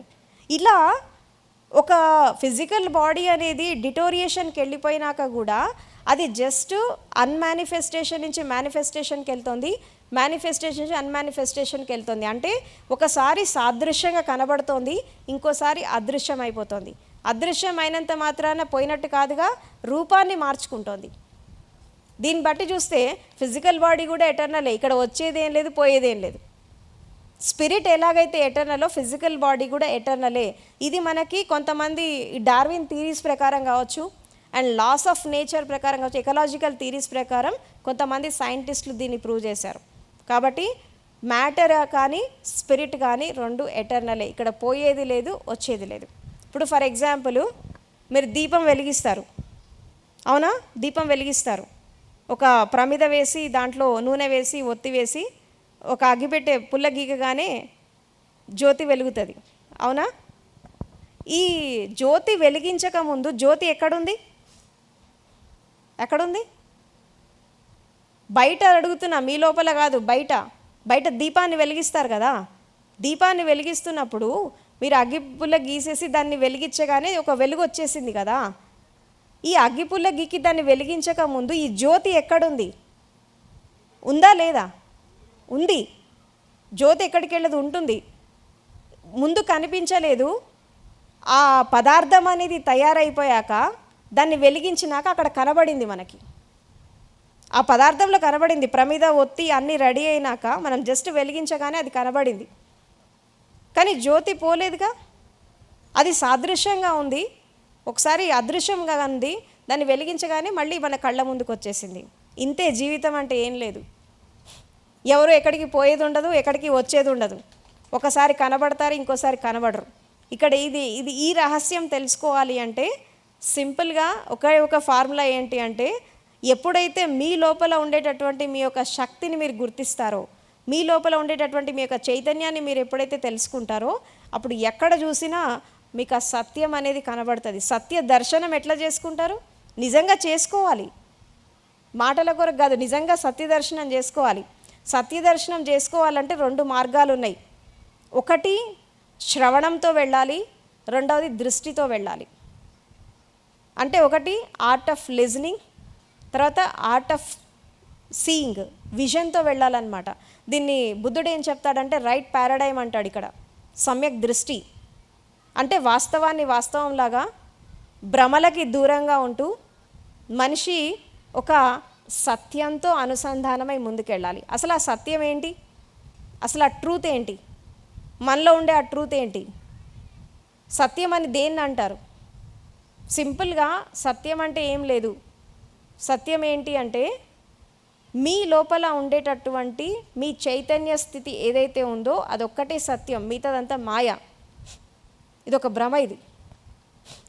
అందుకే విజ్ఞాన భైరవ తంత్రాలో ఇక్కడ సమాధి సూత్రాల గురించి చెప్తున్నప్పుడు అక్కడ ఒక సూత్రం వస్తుంది. స్టార్టింగ్ ఏంటంటే, ఈ ప్రపంచంలో ఏదంటూ మీదైనా ఒకటి ఉంది అంటే అది మీ చైతన్యం మాత్రమే, ఇంకేది మీది కాదు. ఇదేది మనం కానప్పుడు మనకి కళ్ళ ముందు కనిపిస్తోంది కదా, ఇది అసత్యం అని ఎలా అంటారు? అంటే ఇప్పుడు మనం దాంతో ఒకటైపోయి జీవిస్తున్నాం కాబట్టి, శరీరంతో ఒకటైపోయి జీవిస్తున్నాం కాబట్టి శరీరం ఉంది అని అనిపిస్తోంది. ఆలోచనలు వస్తున్నాయి కాబట్టి మనసు ఉంది అని చెప్పి అనుకుంటున్నాం. తర్వాత శ్వాస వస్తుంది కాబట్టి ప్రాణశక్తి ఉంది అని చెప్పి మనకు తెలుస్తోంది. తర్వాత భావాలు, ఇమోషన్స్ వస్తున్నాయి కాబట్టి హృదయం అనేది మనకు ఉంది అని చెప్పి మనకు ఒక విషయం అర్థమవుతుంది. కానీ ఇదేది లేని దశ కూడా ఒకటి ఉంటుంది. ఇప్పుడు ఫర్ ఎగ్జాంపుల్, మీరు డీప్ మెడిటేషన్లోకి వెళ్ళినప్పుడు, ఒక పరిపూర్ణమైనటువంటి ధ్యాన స్థితిలోకి వెళ్ళినప్పుడు మీకు అక్కడ శరీరము ఉండదు, ఆలోచనలు ఉండవు, భావాలు ఉండవు, ఆఖరికి శ్వాస కూడా ఉండదు. ఇదేది లేనప్పుడు ఏముంది మీ లోపల? ఇదేది లేని స్థితిలో కూడా మీ లోపల ఒకటి ఉంది. అది ఏంటి అంటే చైతన్యం. ఈ యొక్క చైతన్యమే మీకు మిగిలేటటువంటి మీ సంపద. సో ఎవరైతే జీవించి ఉన్నప్పుడు ఈ శక్తి కోసం, ఈ చైతన్యం కోసం ఎవరైతే అన్వేషణ చేస్తారో వాళ్ళకే జీవితం యొక్క రహస్యం అనేది అర్థమైపోతుంది. ఇప్పుడు జీవితం అనేది ఒక రహస్యం, ఒక మిస్టరీ. ఆ రహస్యాన్ని ఛేదించాలా. తర్వాత జీవితం అనేది ఒక అడ్వెంచర్, ఒక సాహసం, దాన్ని చాలా ధైర్యంగా ఎదుర్కోవాలా. అండ్ జీవితం అనేది ఒక సెలబ్రేషన్, దాన్ని ఆస్వాదించాలా. ఎందుకంటే మనిషి ఎప్పుడైతే గతం భవిష్యత్తుని వదిలేసి వర్తమానంలో ఎప్పుడైతే స్థిరమైపోతాడో, గతం భవిష్యత్తును వదిలేసి ఇక్కడ ఈ క్షణం బ్రతకడం అలవాటు చేసుకుంటాడో, ఎవ్రీ మూమెంట్ సెలబ్రేషన్ అయిపోతుంది. ఈ మొత్తం సృష్టిలో కేవలం మనిషి ఒక్కడే దుఃఖంలో ఉంటాడు, మిగతావన్నీ హాయిగా ఉంటాయి. మీరు ప్రకృతిని చూడండి, పంచభూతాలను చూడండి, తర్వాత సముద్రాలని, నదులని, వీటన్నిటిని చూడండి, పక్షులను చూడండి, ఎంత అందంగా ఆహ్లాదంగా ఉంటాయి. కేవలం మనిషి ఒకటే దుఃఖంలో ఉంటాడు. ఎందుకంటే ఆ ప్రకృతిలో ఉండే ప్రతి జీవరాశి కూడా వర్తమానంలో జీవిస్తుంది. కేవలం మనిషి మాత్రమే గతం భవిష్యత్తులో ఉంటాడు. అందుకే దుఃఖం ఉంటుంది. ఎందుకు గతం భవిష్యత్తులో ఉంటాడంటే వీళ్ళకి మనసు ఉంటుంది కాబట్టి. అసలు మనకి ఈ మనసు అనేది తెల్లారు లేచినప్పటి నుంచి రాత్రి పడుకునేదాకా చాలా మనిషిని డిస్టర్బ్ చేస్తోంది కదా. అసలు మనసుకి ఒక ప్లేస్ అంటూ ఉందా? ఒక ఎగ్జిస్టెన్స్ ఉందా? ఇప్పుడు ఆలోచనలు వస్తున్నాయి కాబట్టి మనసు ఉంది అని చెప్పి అనుకుంటున్నాం కదా. ఆలోచన లేకపోతే మనసు ఎక్కడ ఉంటుంది? ఉంటుందా? ఇప్పుడు బ్రెయిన్ ఉంది, తర్వాత మైండ్ ఉంది, మెదడు ఉంది, మనసు ఉంది. మెదడు వేరు, మనసు వేరు.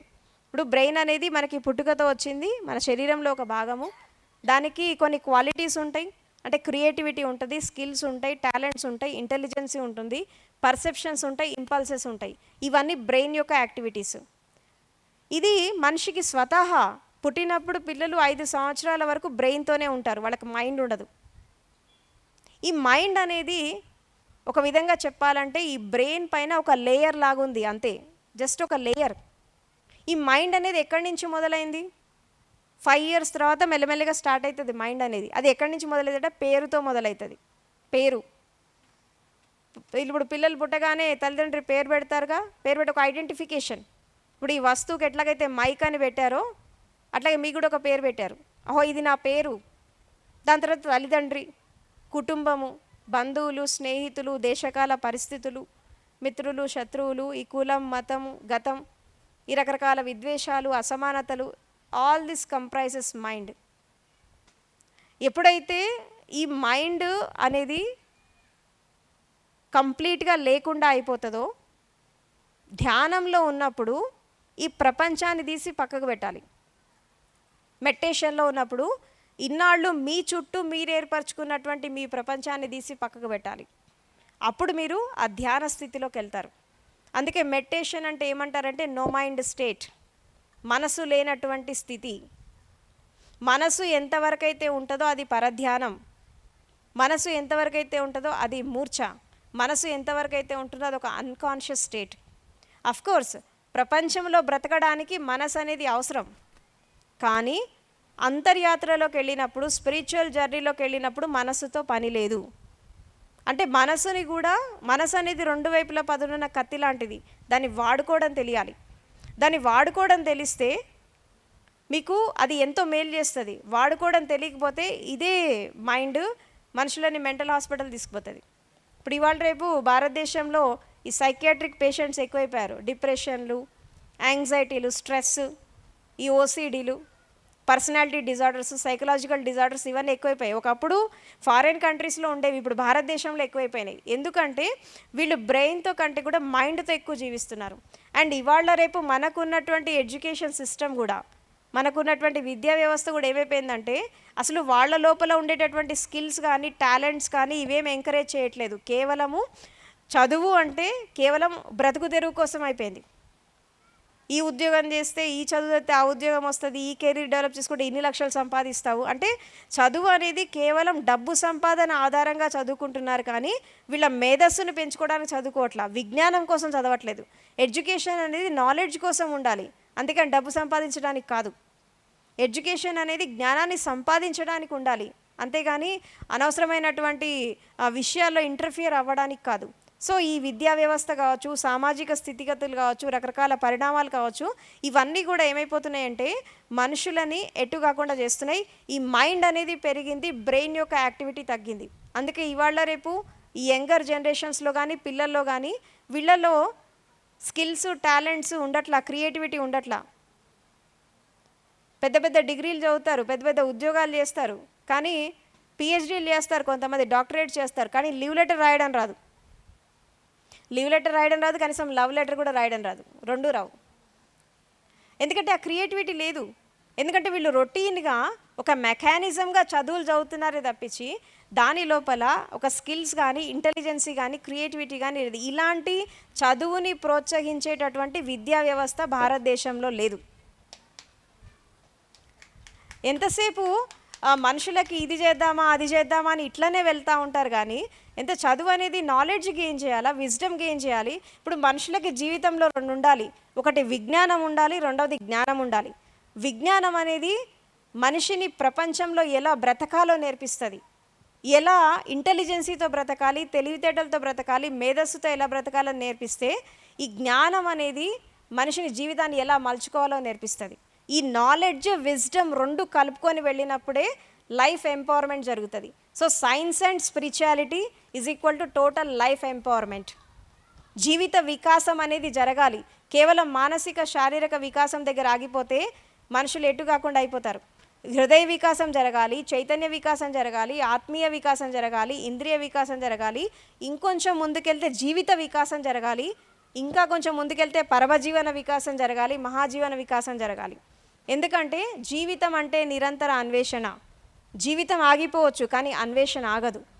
దేనికోసం అన్వేషణ చేస్తాడు మనిషి అంటే తనకు విస్తరించుకున్నటువంటి ఈ ప్రపంచ పరిధిని దాటి, తను ఏర్పరచుకున్నటువంటి తన పరిధులు దాటి, తన లిమిటేషన్స్ దాటి ఈ విశ్వం కోసం, తర్వాత ఈ విశ్వాంతరాల కోసం, ఈ విశ్వం యొక్క శక్తి కోసం చేసేటటువంటి అన్వేషణ అనేది ఎంత దూరం తీసుకెళ్తుందో ఎవరికీ తెలీదు. ఒక మనిషిగా పుట్టినందుకు మనిషి సాధించాల్సినటువంటి ఎక్కాల్సినటువంటి మొట్టమొదటి మెట్టు ఏంటి అంటే జీవితం అంటే ఏంటి, సత్యం అంటే ఏంటి, ధర్మం అంటే ఏంటి, చైతన్యం అంటే ఏంటి, మరణం అంటే ఏంటి. ఈ 5 విషయాల గురించి అనుభవపూర్వకంగా తెలుసుకోవాలి ఫస్ట్. ఇది మొదటి మెట్టు. ఈ మెట్టు ఎక్కినాక ఈ జీవించే కళ, మరణించే కళ, తర్వాత ఈ వినడము, ఈ నేర్చుకోవడము, ఆచరించడము, ఇవన్నీ ఆటోమేటిక్గా వచ్చేస్తాయి. దీని గురించి మనము తపన పడాల్సిన అవసరం లేదు, దీని గురించి మనం ఆలోచించాల్సిన అవసరం లేదు. సో ఎప్పుడైతే ఈ కళలన్నీ ఎప్పుడైతే నేర్చుకుంటాడో సహజంగానే మనిషి ఆ యొక్క చైతన్య వికాసానికి వెళ్తాడు. చైతన్య వికాసానికి వెళ్ళినప్పుడు అప్పుడు మనిషికి హద్దు ఉండదు. ఇక ఇన్నాళ్ళు మీరు శరీరం వరకు పరిమితం అయిపోతే శరీరం వరకే పరిమితం అయిపోతారు. ఒక్కసారి శరీరాన్ని దాటి వచ్చి ఈ ప్రపంచాన్ని చూడండి, శరీరాన్ని దాటి వచ్చి ఒకసారి విశ్వాన్ని చూడండి, అప్పుడు మీకు తెలుస్తుంది నిజమైనటువంటి జీవితం అంటే ఏంటో. అక్కడ అర్థమవుతుంది జీవితం యొక్క రహస్యం ఏంటో, జీవితం యొక్క పరమార్థం ఏంటో. శరీరంలో ఉండి ప్రపంచాన్ని చూడడం అంటే కీహోల్ నుంచి చూడడం. కీహోల్ తెలుసు కదా, తాళం చేయి పెట్టేటువంటి రంధ్రం ఉంటుంది చిన్నది. సో అక్కడి నుంచి చూస్తారు, కీహోల్ నుంచి చూసినట్టు. శరీరం నుంచి ఉండి ప్రపంచాన్ని చూసినప్పుడు కీహోల్ నుంచి చూసినట్టు. అదేవిధంగా శరీరాన్ని నుంచి బయటికి వచ్చి ప్రపంచాన్ని చూస్తే డోర్ ఓపెన్ చేసి చూసినట్టు.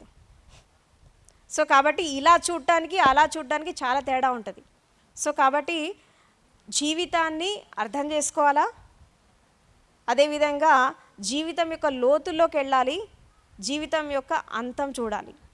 ఎప్పుడైతే జీవితం యొక్క అంతం చూడాలనుకుంటారో ఇక్కడ కావాల్సింది చాలా సింపుల్గా ఏం లేదంటే ఆధ్యాత్మికంలో అందరూ జ్ఞానులు ఏం చెప్పారు, అసలు ఎసెన్స్ ఆఫ్ స్పిరిచువలిజం ఏంటి, ఆధ్యాత్మికత యొక్క ఎసెన్స్ ఏంటి. సింపుల్గా ఇక్కడ బుద్ధుడు ఒక మాట చెప్తాడు ఏంటి అంటే మనము ఫస్ట్ స్టెప్ ఒక ధ్యానం స్టార్ట్ చేసే ముందు ధ్యాన స్థితి అనేది పరిపూర్ణత్వానికి రావాలంటే ఒకటి శీలాన్ని కాపాడుకోవాలి, పంచశీలాలు పాటించాలా. దాంట్లో మొట్టమొదటిది అహింస. అహింస అంటే కేవలము నాన్ వెజ్ తినకూడదని కాదు, రకరకాల హింసలు ఉంటాయి మనకి. అంటే మనస వాచ కర్మణ ఏ జీవిని హింసించద్దు. తర్వాత మనల్ని మనం కూడా హింసించుకోవద్దు. మనల్ని మనం అంటే కొంతమందికి శరీరం పట్ల చాలా దురుసుగా ప్రవర్తిస్తారు, స్వయం యొక్క శరీరం పట్ల. మనసు పట్ల కూడా చాలా రకరకాల నెగిటివిటీస్ పెంచేసుకుంటారు. హృదయంలో కూడా చెడు విషాన్ని నింపుకుంటారు. ఇది కూడా హింసనే. ఎందుకంటే మన లోపల ఏదైతే ఉందో దాన్ని మనము బయటికి వ్యక్తపరుస్తాం. మీ లోపల చెడు ఉంటే చెడుని పంచుతారు, మంచి ఉంటే మంచిని పంచుతారు, ద్వేషం ఉంటే ద్వేషాన్ని, ప్రేమ ఉంటే ప్రేమను పంచుతారు. సో ఫస్ట్ ఒక మనిషి కామక్రోధ లోభాలని పెంచుకునేటటువంటి క్రమంలో వేరే వాళ్ళని బాధ పెట్టేదానికంటే ముందు ఫస్ట్ తన్ను తాను హింసించుకుంటాడు. కోపం కానీ, ఆవేశం కానీ, ఈర్ష్య కానీ, ద్వేషం కానీ ఇవన్నీ ఎలాంటివంటే ఒక నిప్పు కణాన్ని తీసుకొని మనం చేతిలో తిరుగుతూ ఉంటాం. అది వేరే వాళ్ళ మీద విసిరేయాలని చెప్పి, వేరే వాళ్ళ మీద విసిరేస్తే వాళ్ళకి కాలుతుందో లేదో తెలియదు, కానీ ముందు మన చేయి అయితే కాలుతుంది. ఎందుకంటే మన చేతిలో మనం పట్టుకున్నాం కాబట్టి దాన్ని. సో కాబట్టి ఇవన్నీ కూడా అహింస, ఇవంతా హింసనే మొత్తం. స్వయం యొక్క హింస ఉండద్దు, ఇతరులను హింసించద్దు, మనస వాచ కర్మణ దేన్ని హింసించద్దు, చెడు ఆలోచనలు, చెడు తలంపులు, చెడు ప్రవర్తన వీటన్నిటి నుంచి మనిషి బయటపడాలి. ఇది అహింస. తర్వాత రెండవది ఏంటి అంటే సత్యంతో జీవించడం, సత్యాచరణ చేయడం. అంటే అసత్యాలు మాట్లాడద్దు, అబద్ధం మాట్లాడద్దు, ఉన్నది లేనట్టుగా లేనిది ఉన్నట్టుగా మాట్లాడద్దు. తర్వాత స్ట్రైట్ ఫార్వర్డ్నెస్గా మాట్లాడడం, అథెంటిక్గా మాట్లాడడం, రియలిస్టిక్గా మాట్లాడడం, ఇవన్నీ ఉండాలి. స్మార్ట్ అనే పదం ఉంది కదా, ఎంతమంది స్మార్ట్ అంటే బాహ్య సౌందర్యం కాదు, అంతర్ సౌందర్యం ఉంటుంది స్మార్ట్నెస్. ఆ స్మార్ట్ అనే పదానికి అర్థం ఏంటంటే ఎస్ అంటే స్పెసిఫిక్, ఒక విలక్షణంగా విశిష్టంగా జీవించడం. ఎం అంటే మెజర్మెంట్, ఒక మెజరబుల్, ఒక పరిణామంలో ఒక సమత్వంతో ఒక బ్యాలెన్స్డ్గా జీవించడం మెజరబుల్ అంటే. ఏ అంటే అథెంటిసిటీ, అంటే హిపోక్రసీ లేకుండా జీవించడం, కపటం లేకుండా జీవించడం, అథెంటిక్గా జీవించడం. ఆర్ అంటే రియలిస్టిక్, వాస్తవికతతో జీవించడం. టీ అంటే ఒక సమయానికి కాలానికి అతీతంగా వెళ్ళేసి మీ లోపల ఉన్నటువంటి మీ స్వభావంతో మమేకమైపోయి జీవించడం. ఇప్పుడు మనిషి ధ్యానంలో ఉన్నప్పుడు కానీ సమాధిలో ఉన్నప్పుడు కానీ 4 స్టేజెస్ దాటుతాడు. ఏంటంటే, ఒకటి కోరికలకు అతీతంగా వెళ్తాడు, సమయానికి అతీతంగా వెళ్తాడు, ఇంద్రియాలకు అతీతంగా వెళ్తాడు, తర్వాత ఈ ప్రపంచం ఏర్పరిచినటువంటి అన్ని రకాల విభేదాలకి అసమానతలకి అతీతంగా వెళ్తాడు. అతనే జ్ఞానాన్ని పొందుతాడు. ఎందుకంటే మనిషి జ్ఞానోదయం పొందాలంటే ఈ ప్రపంచం ఏర్పరిచినటువంటి అన్ని రకాల అసమానతల నుంచి బయటికి రావాలి. కంప్లీట్గా ఒక స్వేచ్ఛ స్వాతంత్రంతో ఒక లిబరేటెడ్ మైండ్తో ఆలోచించాలి. ఒక బ్రాడ్ మైండ్, ఒక పెద్ద దృష్టి, ఒక బ్రాడ్ విజన్, ఇది ఉన్నవాళ్ళు మాత్రమే జ్ఞానోదయాన్ని అందుకుంటారు. చిన్నగా ఆలోచించడము, చిన్నగా బ్రతకడము, చిన్న విషయాలకు జీవితాలను తాకట్టు పెట్టడం, ఇట్లాంటి వాళ్ళు ఎప్పుడు కూడా ఆ విరాట్ అనుభవాన్ని ఎప్పుడు పొందలేరు, ఆ విరాట్ స్వరూపాన్ని ఎప్పుడు చూడలేరు. ఎందుకంటే ఇక్కడ ఏం కావాలంటే, ఇక్కడ మనిషికి ఇవి అన్ని పరిధులు దాటాలి, ఈ అన్ని అసమానతల నుంచి బయటికి రావాలి, అన్ని రకాల విద్వేషాల నుంచి బయటికి రావాలి. అది కుటుంబ పరంగా కావచ్చు, సమాజ పరంగా కావచ్చు, వ్యవస్థ పరంగా కావచ్చు, ఏదే పరంగా కావచ్చు, అన్నిటినీ దాటుకొని బయటికి రావాలి.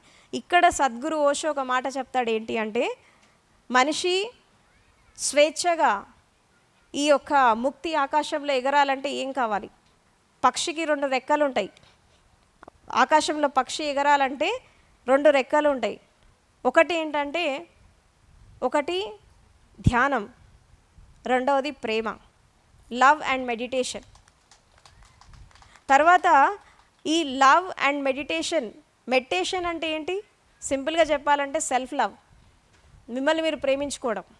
అంటే మీ శరీరాన్ని మీరు ప్రేమించడం, మీ మనసుని మీరు అర్థం చేసుకోవడం, మీ హృదయాన్ని మీరు అర్థం చేసుకోవడం, మీ లోపల ఉండేటటువంటి మీ యొక్క చైతన్యానికి రెస్పెక్ట్ ఇచ్చి దానికోసం మీరు అన్వేషణ చేయడం. This is all self love. ఎవరైతే స్వయాన్ని ప్రేమించుకుంటారో వాళ్ళు మాత్రమే ఆధ్యాత్మిక యాత్రలోకి వస్తారు.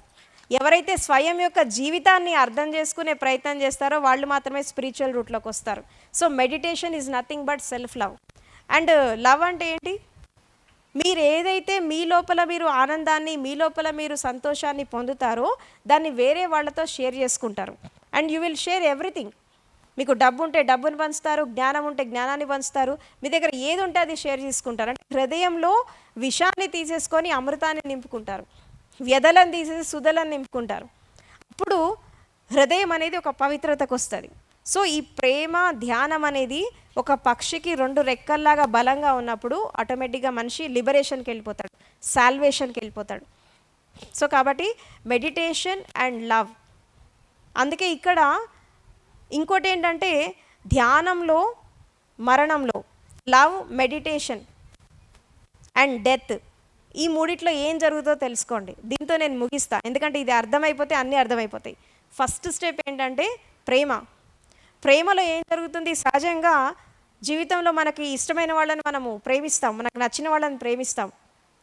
ఆ ప్రేమించినటువంటి క్రమంలో ఏం జరుగుతుంది అంటే, మీరు వేరే వాళ్ళకి సరెండర్ అయిపోతారు. అఫ్కోర్స్ నేను చెప్పేది రియల్ లవ్ గురించి. అంటే ఇది వ్యామోహాలు, ఈ కామక్రోధ లోభాలు లేనటువంటి స్వచ్ఛమైన ప్రేమలో ఉన్నవాళ్ళు, మనిషిని మనిషిగా ప్రేమించేవాళ్ళు, హృదయంతో జీవించే వాళ్ళు, రియాలిటీగా ఆ లవ్లో ఉండే వాళ్ళ గురించి చెప్తున్నాను నేను. ఎప్పుడైతే మనము ఒక వ్యక్తిని ప్రేమిస్తామో 100% సరెండర్ అయిపోతాం. మనమంటూ ఏమీ ఉండదు, మన ఎగ్జిస్టెన్స్ అంటూ ఏముండదు. మనం మొత్తం వాళ్ళకి మనస వాచ కర్మణ హృదయపరంగా మనల్ని మనం సమర్పించేసుకుంటాము. ఎప్పుడైతే హృదయపరంగా అన్నిటిపరంగా మనం సమర్పించేసుకుంటామో మనం ఇక్కడ చచ్చిపోతాం. మన ఎగ్జిస్టెన్స్ ఉండదు, కేవలం ఎదుటి వాళ్ళు మాత్రమే ఉంటారు. ఇది భాగ్యంగా ఉండేటటువంటి ప్రేమ. ఇక్కడ కూడా మనిషికి డెత్ ఎక్స్పీరియన్స్ జరుగుతోంది. తర్వాత ధ్యానంలో ఉన్నప్పుడు, మెడిటేషన్లో ఉన్నప్పుడు మనం శరీర పరిధి దాటి, మనసు పరిధి దాటి, ఇంద్రియ పరిధి దాటి, ఇది నేను కాదు అది నేను కాను అని చెప్పి అన్నీ వదిలేసి, ఆఖరికి శ్వాసని కూడా వదిలేసి, శ్వాస కూడా శూన్యమైపోయాక అక్కడ కూడా ఒక స్థితి వస్తుంది. ఏంటి అంటే ఏమీ లేనటువంటి స్థితి, అది కూడా మరణం యొక్క స్థితినే. మరణంలో ఏం జరుగుతుంది? మరణంలో జరిగేది ఏంటి అంటే కంప్లీట్గా మీరు టోటల్గా వెళ్ళిపోతారు. శరీరం ఉండదు, మనసు ఉండదు, ఇంద్రియాలు ఉండదు, ఏమి ఉండదు, ఆఖరికి మీరే ఉండరు. అది కూడా ఒక డెత్ ఎక్స్పీరియన్సే. అంటే ఇక్కడ ప్రేమ అంటే ఏంటి, లవ్ అంటే ఏంటి అంటే you will become one with others. ప్రేమలో, ప్రపంచికమైనటువంటి ప్రేమలో మీరు ఎదుటి వాళ్ళతో ఒకటైపోతారు. You will become one with others. తర్వాత ధ్యానంలో మీరు మీతో ఒకటైపోతారు, స్వయంతో ఒకటైపోతారు ధ్యానంలో. అది సెల్ఫ్ లవ్.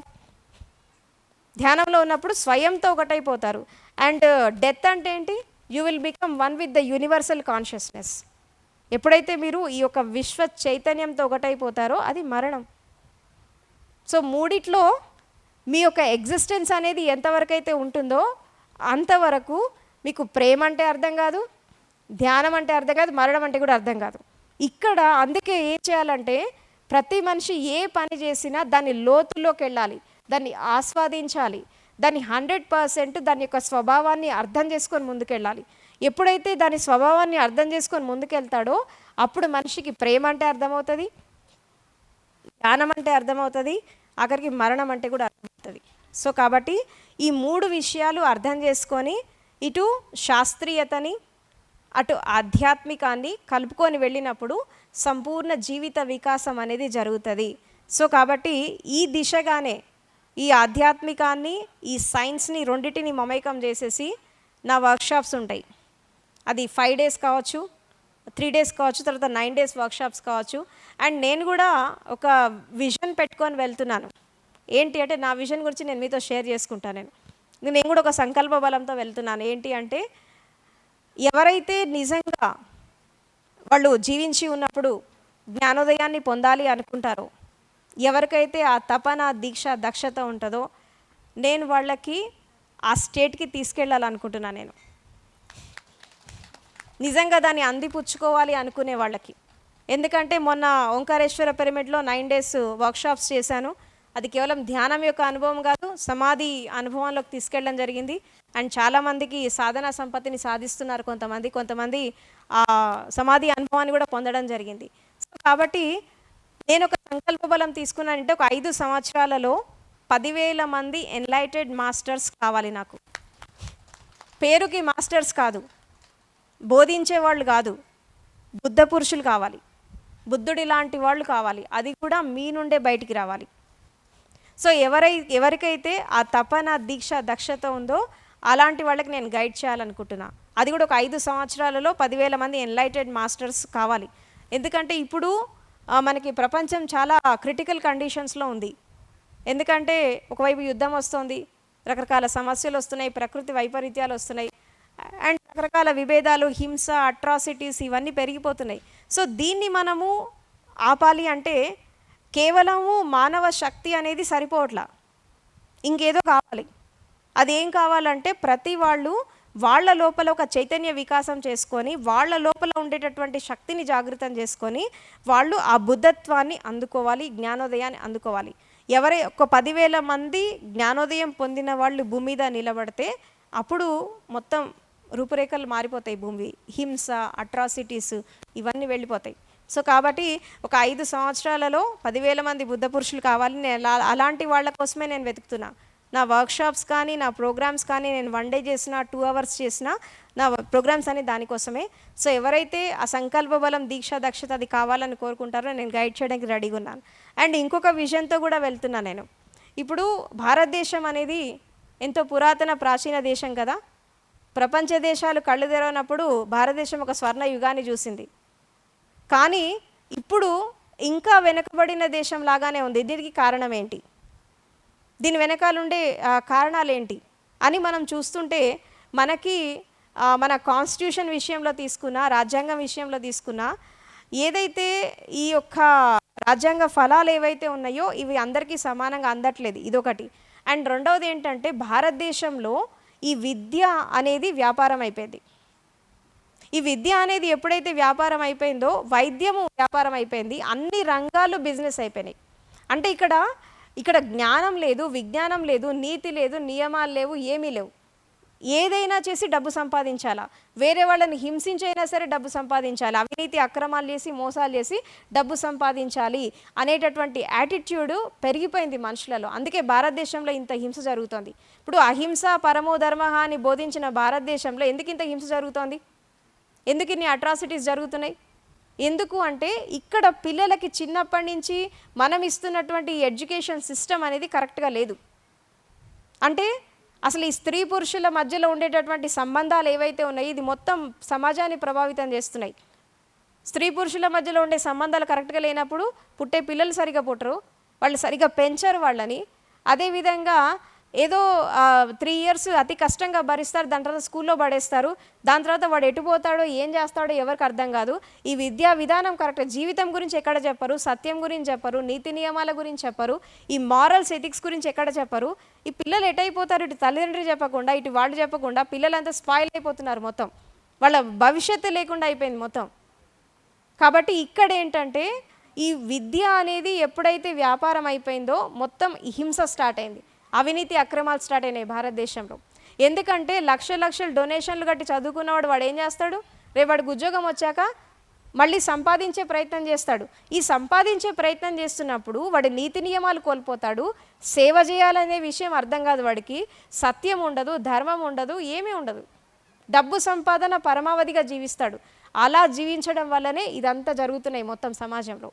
సో కాబట్టి మన కాన్స్టిట్యూషన్ ప్రకారం కూడా KG to PG free education ఇవ్వాలి గవర్నమెంట్, ఇది ఉంది. కానీ దీని గురించి ఎవరు పట్టించుకోవట్లేదు, ఏ పొలిటీషియన్ పట్టించుకోడు, ఎవరు పట్టించుకోవట్లేదు. కాబట్టి మనం గవర్నమెంట్ని వాళ్ళని వీళ్ళని మనం ఎందుకు అనాలి? సో మన పరిధిలో మనం ఏమైనా చేయగలమా అని చెప్పి నేను ఆలోచించినప్పుడు మనమే ఒకటి స్టార్ట్ చేస్తే అయిపోతుందని నాకు అనిపించింది. సో దాని నుంచి వచ్చినటువంటి ఒక విజన్ ఏంటంటే మల్టీవర్సిటీస్. ఇవాళ రేపు భారతదేశంలో విశ్వవిద్యాలయాలు ఫెయిల్ అయిపోయినాయి, యూనివర్సిటీస్ పనికిరా, ఇప్పుడు మల్టీవర్సిటీస్ కావాలి. ఈ మల్టీవర్సిటీస్ కాన్సెప్ట్ ఏంటి అంటే ఒక 5 ఏళ్ల పిల్లాడు మన దగ్గరకు వచ్చాడు అనుకోండి, వాడు అన్ని రకాల సమృద్ధితో, అంటే వాళ్ళలో ఉన్న స్కిల్స్ కానీ టాలెంట్స్ కానీ యూనిక్నెస్ కానీ అండ్ వాళ్ళల్లో ఉండే ఇన్బార్న్ ఇన్స్టింక్ట్ క్వాలిటీస్ బయటికి తీయడంతో పాటు ఇటు ఫిజికల్ ఎడ్యుకేషన్తో పాటు ఆధ్యాత్మిక విద్య కూడా బోధించాలి. ఆధ్యాత్మిక విద్య అంటే కేవలము సాధన జ్ఞానము ఇదే కాదు, వాళ్ళకి అన్ని రంగాలు ఎదగాలి, ఇటు విజ్ఞానపరంగా అటు జ్ఞానపరంగా అన్ని రకాల సమృద్ధి సాధించి వాడు 10th క్లాస్కి వచ్చేలోపు ఒక జెమ్ లాగా బయటికి రావాలి.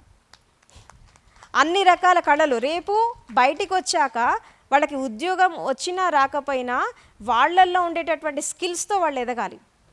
ఎందుకంటే నా ఉద్దేశం ఏంటంటే మనిషి గాడ్లీనెస్ని అందుకోవాలంటే, జ్ఞానాన్ని అందుకోవాలంటే కేవలం ధ్యానం యోగం భక్తి ఇదే కాదు, there are so many ways, చాలా మార్గాలు ఉన్నాయి అందుకోవాలంటే. ఒక కర్మని పూజలాగా చేసినప్పుడు కర్మయుగం ద్వారా కూడా అందుకోవచ్చు.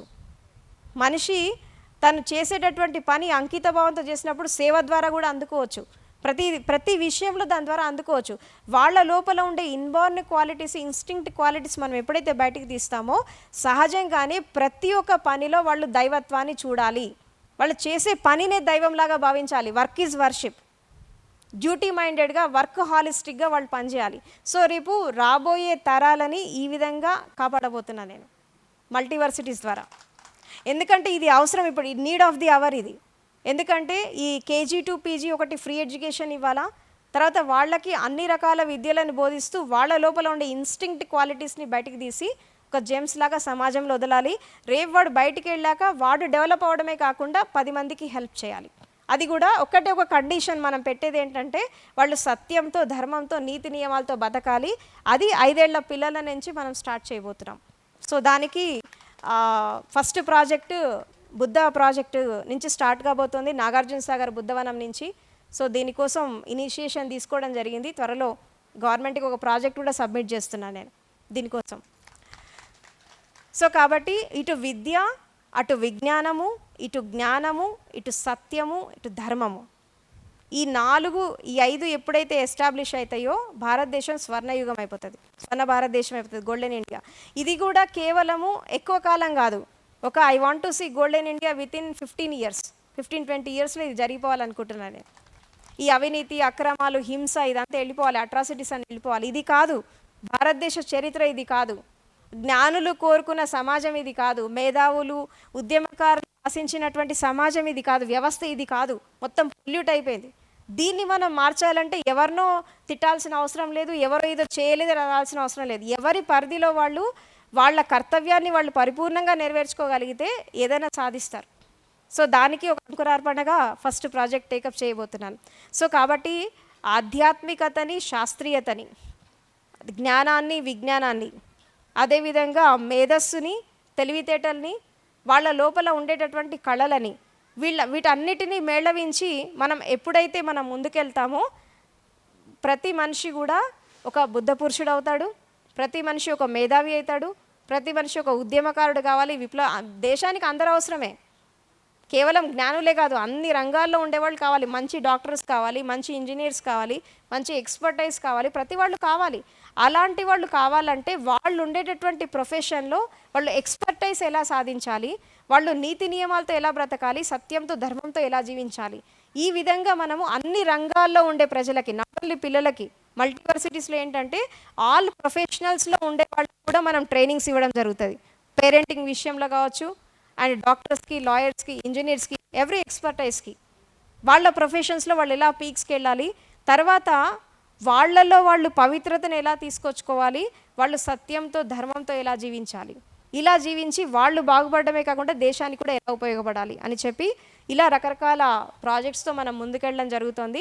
సో కాబట్టి ఈ 2 విజన్స్, ఒకటి 5 సంవత్సరాలలో 10,000 మంది బుద్ధ పురుషులు కావాలా, ఇంకొక 10 ఇయర్స్లో I want to see golden India.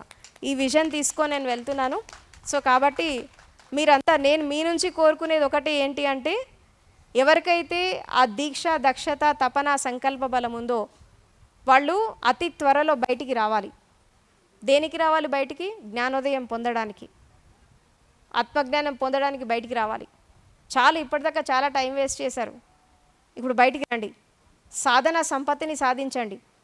తర్వాత ఎక్కువ కాదు, ఒక 1 ఇయర్ కష్టపడండి, సరైనటువంటి గైడెన్స్తో సాధన చేయండి, తప్పకుండా మీరు దాన్ని అందుకుంటారు. సో మనం ఇప్పుడు చాలా మాట్లాడుకున్నాం కదా, ఇప్పుడు సాధన చేద్దామా, మెడిటేషన్ చేద్దామా? కూర్చోండి, అందరూ స్ట్రైట్గా కూర్చోండి, బ్యాక్ రెస్ట్ తీసుకోవద్దు, తల, నడుము, వెన్నుముక స్ట్రైట్గా పెట్టండి.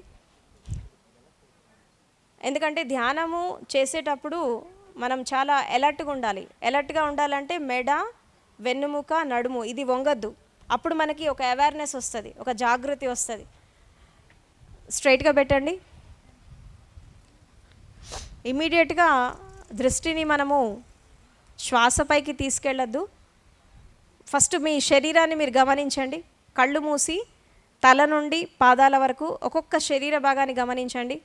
Just observe your body awareness. ఒక్కొక్క శరీర భాగాన్ని గమనించండి. తల వెంట్రుకల నుంచి పాదాల వరకు, కాలి వేళ్ల వరకు, నుదురు, కళ్ళు, చెవులు, చెంపలు, మెడ, హృదయస్థానం, నాభి, ఇలా ఒక్కొక్క భాగాన్ని చూడండి. దృష్టిని సారించండి. మీరు ఏం చేయట్లేదు, జస్ట్ అబ్జర్వ్ చేస్తున్నారు అంతే. Just you're observing. కేవలం చూడండి, సాక్షిలాగా చూడండి. దీన్ని ఏమంటారంటే శరీరం పట్ల జాగృతి, బాడీ అవేర్నెస్. కేవలం చూడండి, సంపూర్ణ జాగృతిలో చూడండి. ఇప్పుడు మనకి వేడిగా ఉంది, చెమట వస్తుంది, వెదర్ సహకరించట్లే, బాడీ అంతా హీట్ అయిపోతుంది. దాన్ని చూడండి, దాన్ని గమనించండి. ఈ క్షణంలో మీ శరీరం ఎలా ఉంది, ఈ క్షణంలో మీ శరీరం లోపల ఎలాంటి ప్రతిక్రియలు జరుగుతున్నాయి, ఎలాంటి ఫ్లక్చుయేషన్స్ వస్తున్నాయి, దాన్ని గమనించండి. Just observe. Whatever is happening, it will happens on its own. మీ పని కేవలం చూడడమే, జరిగేది తనంతట తానుగా జరుగుతుంది. మీ పని కేవలం చూడడమే. ఇప్పుడు శరీరంలో, ఈ క్షణంలో మీ శరీరంలో ఏం జరుగుతోంది దాన్ని గమనించండి. Just observe.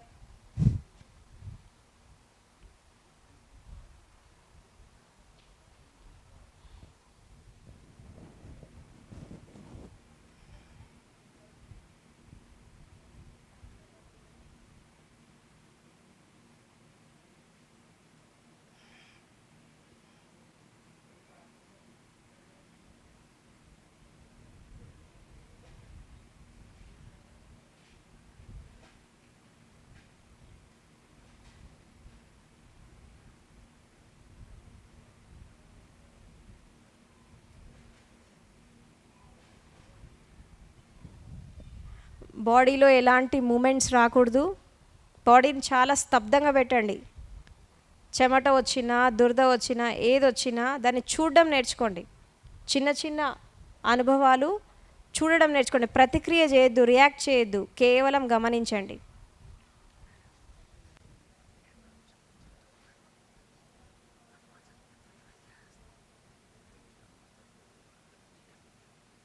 ఇప్పుడు అక్కర్లా, నేను సైలెన్స్లోకి తీసుకెళ్తా.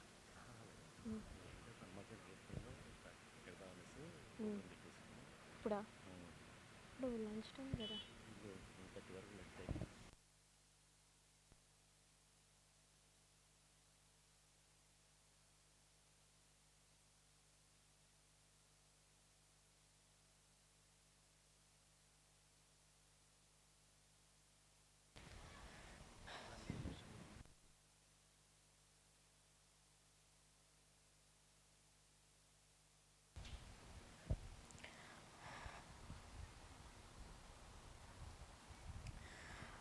ఇప్పుడు మెల్లిమెల్లిగా మీ ధ్యాసను శ్వాసపైకి తీసుకెళ్ళండి. శ్వాస పైన దృష్టిని సారించండి. శ్వాస ఎక్కడెక్కడికి వెళ్తుంది, ఎక్కడెక్కడ తాకుతుంది. శ్వాస ముక్కు రంధ్రాల ద్వారా లోపలికి వెళ్తుంది, తర్వాత గొంతు దాకా వస్తుంది, హృదయ స్థానం వరకు వస్తుంది, ఇంకొంచెం కిందికి వెళ్తే నాభి స్థానం వరకు వెళ్తూ ఉంటుంది. ఇక్కడ జరిగేటటువంటి స్పర్శని చూడండి. శ్వాస ఎక్కడెక్కడ తాకుతోంది, ఏ పాయింట్స్ దగ్గర తాకుతోంది. శ్వాస యొక్క ఆవాగమనాన్ని కంప్లీట్గా గమనించండి. Coming in, going out. శ్వాస లోపలికి ఎలా వస్తుంది, ఎలా పోతుంది, కేవలం గమనించండి. ఎక్కడెక్కడ తాకుతోంది శ్వాస చూడండి. ముక్కు రంధ్రాల ద్వారా తాకినప్పుడు ఒక వేడి, చల్లదనం, శ్వాస లోపలికి వెళ్ళినప్పుడు ఒక వెచ్చదనం ఉంటుంది. ఎందుకంటే మనకి carbon dioxide, oxygen gases release అవుతూ ఉంటాయి. లోపలికి వెళ్ళినప్పుడు చల్లగా ఉంటుంది, బయటకు వచ్చినప్పుడు వేడిదనం ఉంటుంది. దీన్ని గమనించండి. ఇంకొంచెం లోపలికి వెళ్తే గొంతు దగ్గర ఒక ఫ్లక్చుయేషన్స్ జరుగుతాయి, శ్వాస లోపలికి వెళ్తూ ఉంటుంది. తర్వాత హృదయ స్థానంలో లంగ్స్ ఎక్స్పాన్షన్ జరుగుతాయి, ఇక్కడ జరుగుతూ ఉంటుంది. ఇంకొంచెం ముందుకెళ్తే ఈ నాభి స్థానం కూడా కడుపు పైకి కిందికి అవుతూ ఉంటుంది. ఈ పాయింట్స్ని మీరు పట్టుకోండి. శ్వాస పైన దృష్టిని సారించండి. దృష్టిని సారిస్తూ సారిస్తూ శ్వాసని చూస్తూ చూస్తూ చూస్తూ చూస్తూ మనసుని అట్టి ఇటు అస్సలే పోనివ్వద్దు. కేవలం శ్వాస, only breath, coming in, going out. Just observe. So ఈ ప్రశాంతకర క్షణాలని గుర్తు చేసుకుంటూ ఈ ధ్యాన స్థితిని దీని తర్వాత కూడా కాపాడుకుంటూ జాగృతిలో, ఎరుకలో చేసే ప్రతి పని కూడా ఒక అవేర్నెస్లో చేస్తూ ప్రతి కర్మని కూడా ధ్యానంలాగా మలుచుకుంటూ మీరు జీవితాన్ని ముందుకు తీసుకెళ్తారని ఒక సంకల్ప బలం తీసుకొని మెల్లిమెల్లిగా ధ్యాన స్థితి నుండి బయటికి రండి. రెండు చేతులని కదిలించి కళ్ళపైన పెట్టుకొని నెమ్మదిగా కళ్ళు తెరవండి. సో ఒకసారి జ్ఞానులకి, సత్పురుషులకి, అందరికీ ధ్యానాన్ని అందించిన అందరు జ్ఞానులకి అండ్ పత్రిజీకి ఒకసారి క్లాప్స్ కొట్టండి. ఎందుకంటే జ్ఞానం అనేది, ధ్యానం అనేది దాన్ని క్యారీ ఫార్వర్డ్ చేసేవాళ్ళు లేకపోతే అది మన దాకా వచ్చేది కాదు. ఎంతోమందిని దాన్ని కాపాడుకుంటూ ఇక్కడ దాకా తీసుకొచ్చారు. Okay, thank you very much. కలుద్దాం మేడం.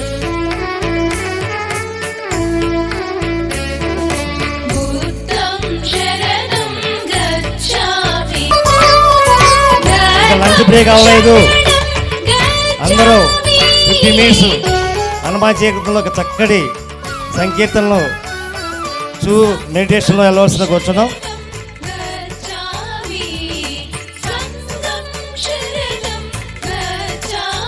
గట్టిగా చెప్పలు కొడదాం మేడం గారికి. మరి ఓషో రజనీష్ గారి కాన్సెప్ట్లు, అలాగే ధమ్మపదం, ఎన్నో అద్భుతమైన కాన్సెప్ట్లు మన పిఎంసీలో మరి ఎన్నో వందలాది ఎపిసోడ్స్ ఉన్నాయి. అవన్నీ చూడండి. అపారమైన జ్ఞానం అనుకున్నా మేడం. గట్టిగా చెప్పలు కొడదాం. Senior most pyramid master Chirala, ఎప్పుడు ఎనలేని సేవలు ఎన్నో అందిస్తుంటారు అన్ని యజ్ఞాల్లో మన ఆదిశేష్ గారు. గట్టిగా చప్పట్లు కొట్టుకుందాం. అందరూ ఎవరి స్థానాల్లో వాళ్ళు కూర్చోండి. తదుపరి చక్కటి అన్నమాచార్య సంకీర్తన కార్యక్రమం ఉంది.